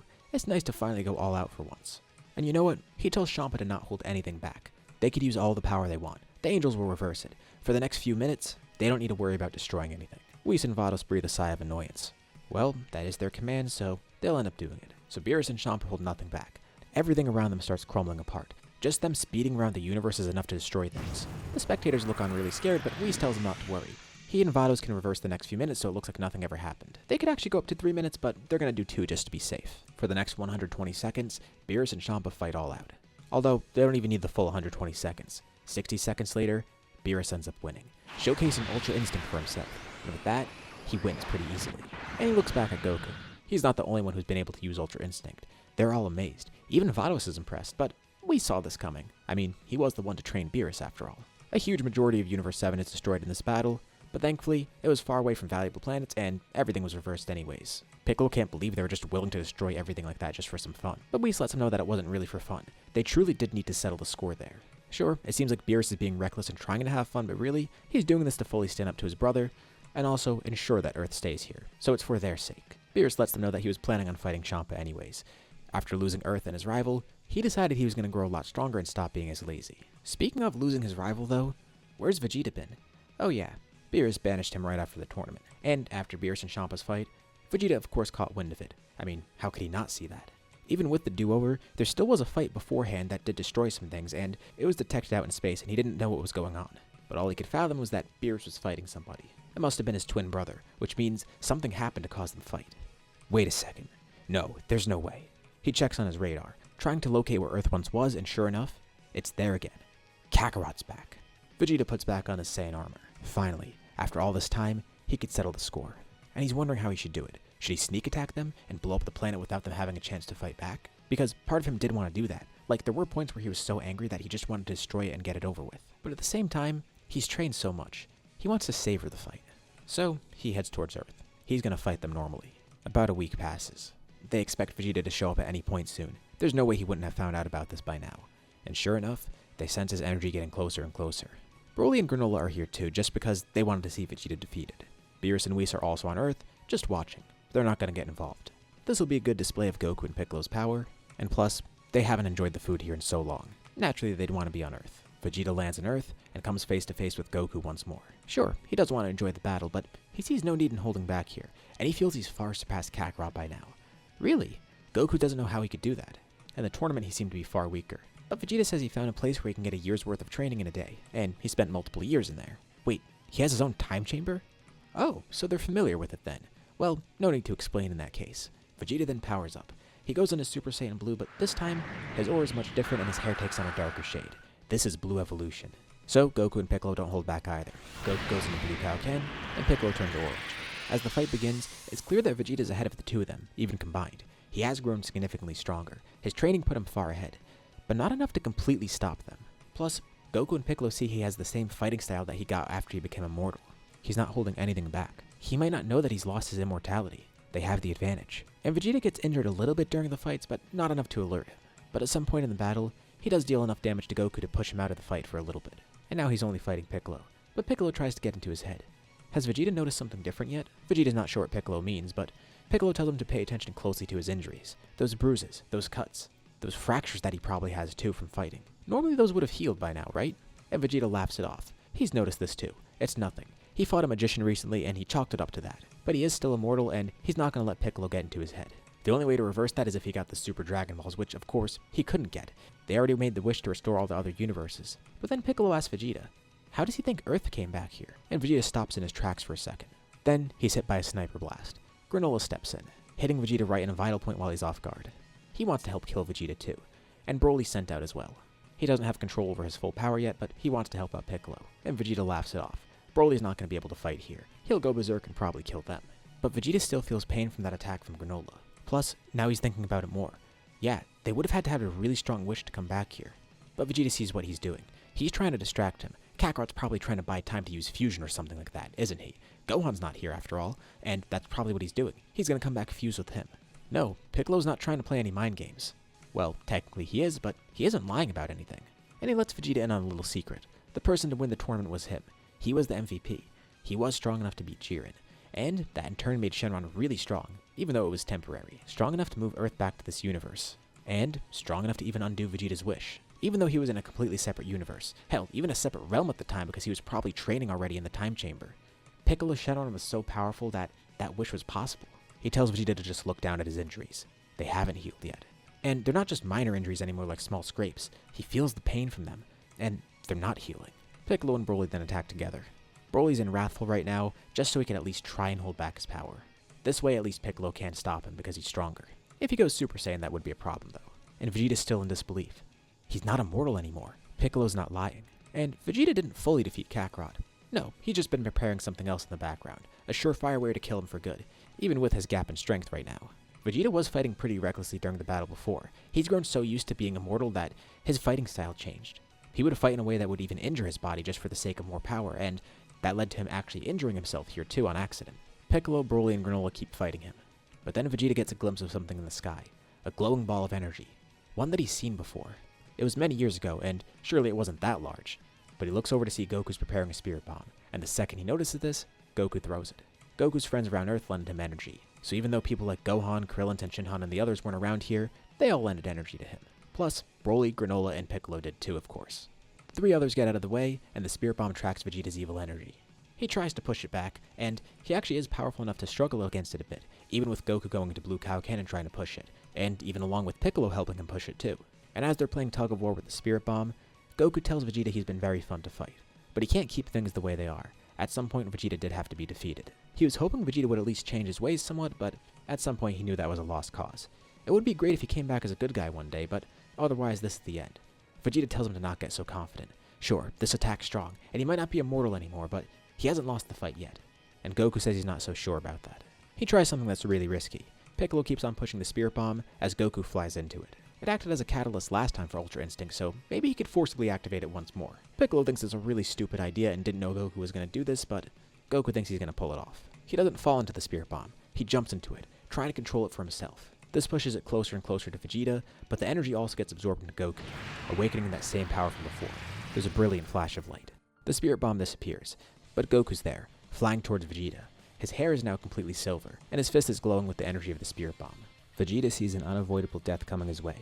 As his life flashes before his eyes, held in the hands of his mortal enemy, a few feelings run through his head. For one, anger. At himself, not Kakarot. Everything he's worked for, every great feat he's achieved, and even with the cheat of immortality, ultimately, none of that changed a thing. But for the first time in a while, he feels something akin to respect for Goku and his allies.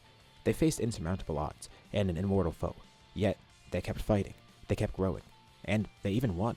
In his life, he didn't really have true connections like that. No allies like them. Raditz, Nappa, even Broly, all a means to an end. Kakarot himself is an amazing warrior, but look at this battle. It's his past sins biting him. The allegiance of Saiyans, Earthlings, a Namekian, a Cerulean, versus the elite Saiyan Prince who, yes, he worked hard here, but he had his own advantages. The energy of the final attack courses through his body, as Goku punches right through him, and oddly enough, his final thoughts are something he would have never expected. He wonders how Tarble's doing. The respect for his opponent, and the fleeting thought of a potential connection in his life, it briefly brings a smile to his face, as his body fades. As the energy flows through Vegeta's body, slowly destroying him, Goku does see this brief change. He has no clue what Vegeta is thinking, but clearly it's comforting him in some way. It's interesting seeing him express some form of contentment, and what appears to be happiness. Goku wishes he could fight Vegeta under better circumstances. Imagine if the two of them are allies, friends even. It makes him wonder if Vegeta is thinking something similar. The power of the spirit bomb completely overwhelms Vegeta, then causing him to explode. And finally, once and for all, Vegeta's been defeated. Actually killed this time too. Vegeta's story's over, but ours isn't quite over yet. Earth gets a visitor one day, and he comes to see Goku. The person visiting looks kinda like Vegeta. It's Vegeta's brother Tarble. Goku's surprised to learn that Tarble's a good guy and the fact that Vegeta even had a brother in the first place. Obviously Tarble's known what Vegeta's been up to, and his defeat was heard about around the universe. The rest of Vegeta's army was actually defeated by Granola and Broly, taking their revenge together. Tarble didn't necessarily hate Vegeta, but knew he was going down a dark path and couldn't be changed. He didn't want to be associated with that, and he thanks Goku for his help. And Goku says he wasn't necessarily trying to save the universe or anything, it's just that Vegeta was a strong opponent that got in his way. And he asked Tarble if he'd like to fight. He'd like to see what type of power Vegeta's brother has. And Tarble reiterates that he's not really that strong. That's why he was sent away in the first place. Goku just laughs at this. He's heard the same thing before about himself. He is just a low-class runt after all. And Tarble's amazed to hear this. He grew that strong as a low-class Saiyan? Yep, and if he was able to grow that strong, he's sure Tarble has a lot of great potential himself. After wishing for Vegeta to return as somebody good, King Yama actually did hear Goku's request. And he's going to try and reincarnate Vegeta, putting that into motion. But thankfully in the meantime, Goku did find Tarble to appease him. And that might be a fun side quest for him. But soon enough, he'll get to face a rival like Vegeta, an actual reincarnation of him, although that's probably many years down the road. Plus, there's certain foes that have yet to appear, like a certain android that hasn't actually shown up yet. But with how strong everyone on Earth is, Cell probably isn't going to be a massive threat to them anyways. And plus, with Vegeta no longer in the scenario, well, it's a scenario about him, so we might as well end off here. What did you guys think about this story? Leave all your thoughts and ideas in the comments below. I'd love to see what you guys think. As usual, be sure to drop a like and subscribe if you haven't already. It really does help out the channel, and it shows me you want to see more videos like this. Anyways, thank you all for watching, thanks for supporting the scenario all the way through, and I'll see you all in my next video.